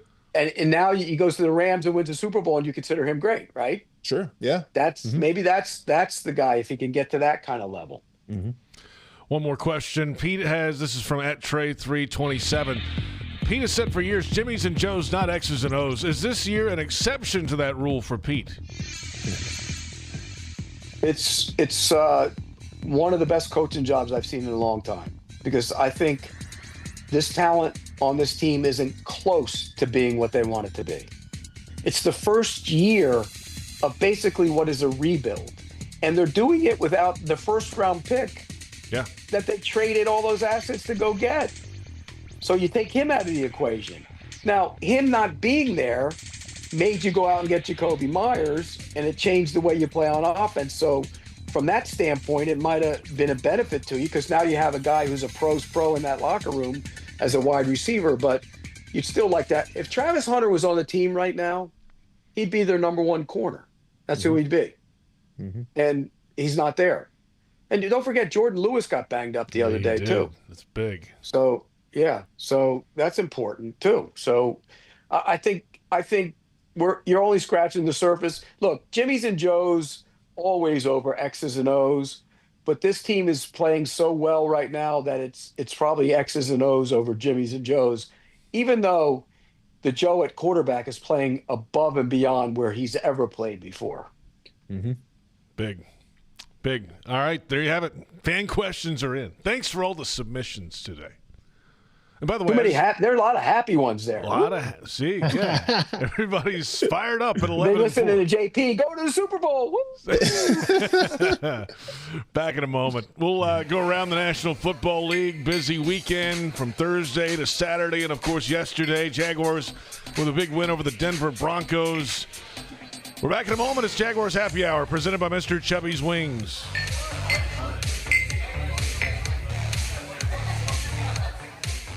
Mr. Chubby's Wings is a whole lot more than just wings. Craving the ultimate game day experience? Look no further. Swing by Mr. Chubby's and indulge in the biggest and best wings in town, all while soaking up the lively atmosphere with fellow sports fans. With plenty of game day specials and locations on the West Side, Fleming Island, Ponte Vedra Beach, and new this season, Everbank Stadium, they're here for all your game day needs. Mr. Chubby's Wings is a proud partner of the Jacksonville Jaguars. Mr. Chubby's Wings, before the game, after the game, and during the game. What's Here is a place that generations have trusted to help their kids grow up healthy and strong. What's Here are caregivers with knowledge and expertise rivaling any children's hospital in the world. What's Here is the only Level 1 pediatric trauma center in our region. What's Here is Wolfson Children's Hospital, with the technology, research, and dedication to save and change countless young lives. Wolfson Children's, always here. Visit wolfsonchildrens.com. A bold change.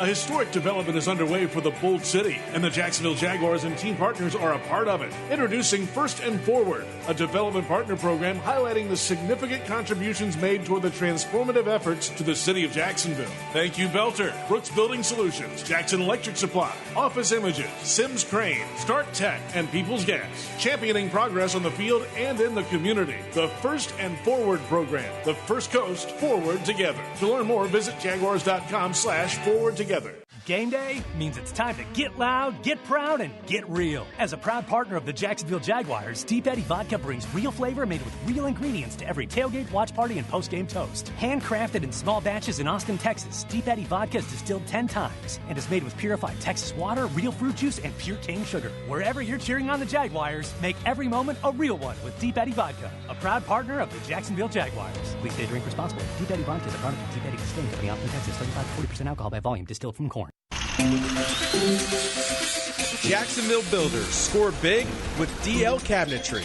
As the official cabinet supplier of the Jacksonville Jaguars, they offer top quality kitchen and bathroom cabinetry for any project. Enjoy fast turnaround, complimentary design, and great prices.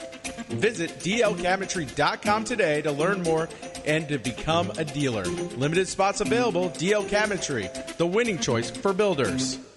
Before you break ground on any project, make sure to call 811 before you dig. Sunshine 811 is a free service to have underground utility lines marked before digging. For projects of all sizes, creating a game plan can save you time and money. Skipping the call could mean accidentally hitting underground utility lines, which can lead to injuries, expensive repairs, fines, and even service outages in your neighborhood. Let's keep everyone safe. Dial or click ahead. Find out more at peoplesgas.com/811.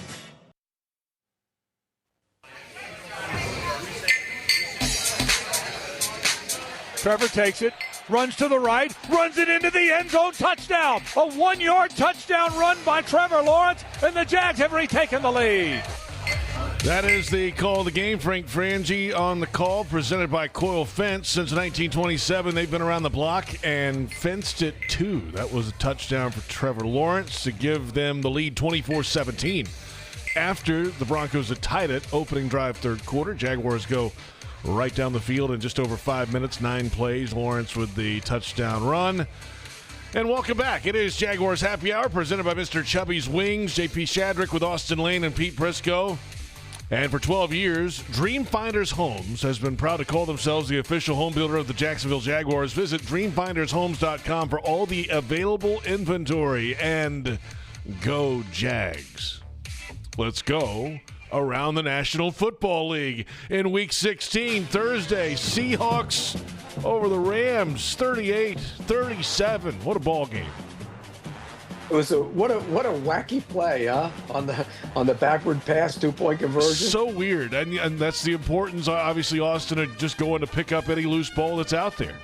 Yeah, I guess so. And shout out to the refs. You know, you're obviously not blowing the whistle too early. A la Miles Jack wasn't down in New England. Like that's the way you got to do it. So it was a crazy play, a crazy game in itself, and how Puka Nacua can do what he does when he's really the only guy that they got on offense. When Adams goes down and he still gets open and still breaking tackles, like. I have no idea, man. Like I feel like I would try to double team him. I think they were trying to do that. He still gets open. So that guy's unreal. He's unreal. He's amazing. Saturday, a couple games. Eagles handle the Commanders 29-18, but then the Bears rally to beat the Packers 22-16. This was 13. What was it? 13 to no, 16-6. Yes, there it is. 16-6, and then the Bears with a field goal. And then the touchdown with 24 seconds. A 51-yarder in those conditions was pretty impressive. Yep. And then they get the onside kick. Unbelievable. And here's the thing about the onside kick. They kicked the field goal, and they were trying to kick the field goal before the 2-minute warning, and then they wouldn't have needed the onside kick because they would have had the 2-minute warning and 2 timeouts. So they probably wouldn't even have done the onside kick. As it worked out, they had to do the onside kick because they took too long kicking the field goal, and they ended up getting it. Unbelievable. Wild game. Panthers over the Buccaneers, 23-20. Carolina going to win this thing? That game is rendered useless by next week. Here's why. If Tampa Bay beats Miami next week, which they should. It's in Miami, but they should beat them. then it all comes down to the last game of the season, no matter what. And that's for a division. They might put that on Saturday, is my guess. They can't play it on Saturday, last game of the season. They're all on Sunday. They'll flex it to. They have 2 on Saturday on week 18. 100%. I'm doing one. Are you? Yeah. Yes. I thought they have them all on Sunday on the week 18. No. There's 2 that matter on Saturday, and then there'll be the rest. That's right. They started that last year. That's right. Then they'll do the rest on Sunday, and then the big one will be Sunday Night Football. College football eats your heart out, I guess, huh? Well, it's not just that. It's that's the complaint by teams that if you play on a Saturday and then you get a playoff game the next week, you might be well rested compared to the other teams. True. So That's true. Bills over the Browns, 23-20. Got the job done. Chargers beat the Cowboys, 34-17. Bengals over the Dolphins, ho-hum. Saints, Jets, who cares? Vikings over the Giants. Titans over the Chiefs, stinks. Falcons, whatever. Steelers over the Lions. There you go. There's a game that was matters. an unreal ending to a Crazy. game, too. Did you see it? I mean, they had a touchdown call back on a pass interference. They had one play left and called a pass interference on St. Brown, who got tackled on the one, and there was an interference penalty, so no time left. The game ends on an offensive penalty, no another play, and that's it. Also, DK Metcalf spreading some holiday cheer to a poor fan in Detroit. He got suspended for 2 games today. Oh, I didn't see that. Suspended for 2 games. 2 wow. games. Didn't Lamar do that this year? He kind of touched the fan. He didn't punch him. Okay. Well, that's a big difference. Yeah. You know what? I saw a different view of that. It didn't look like he punched the fan. It looks like he grabs his wig and pulls it. But the other way, it looked like he was punching him. Yeah. That guy went to antagonize him because supposedly he had done it before. You still can't go after. That's the one thing the NFL will not tolerate, going into the crowd and messing with the fans. Remember the Seahawks player who tried to jump in the stands here and they wouldn't let him close to the. Yeah, remember that? How many times did people call you something to the point where you wanted to jump in the stands and give him a beating?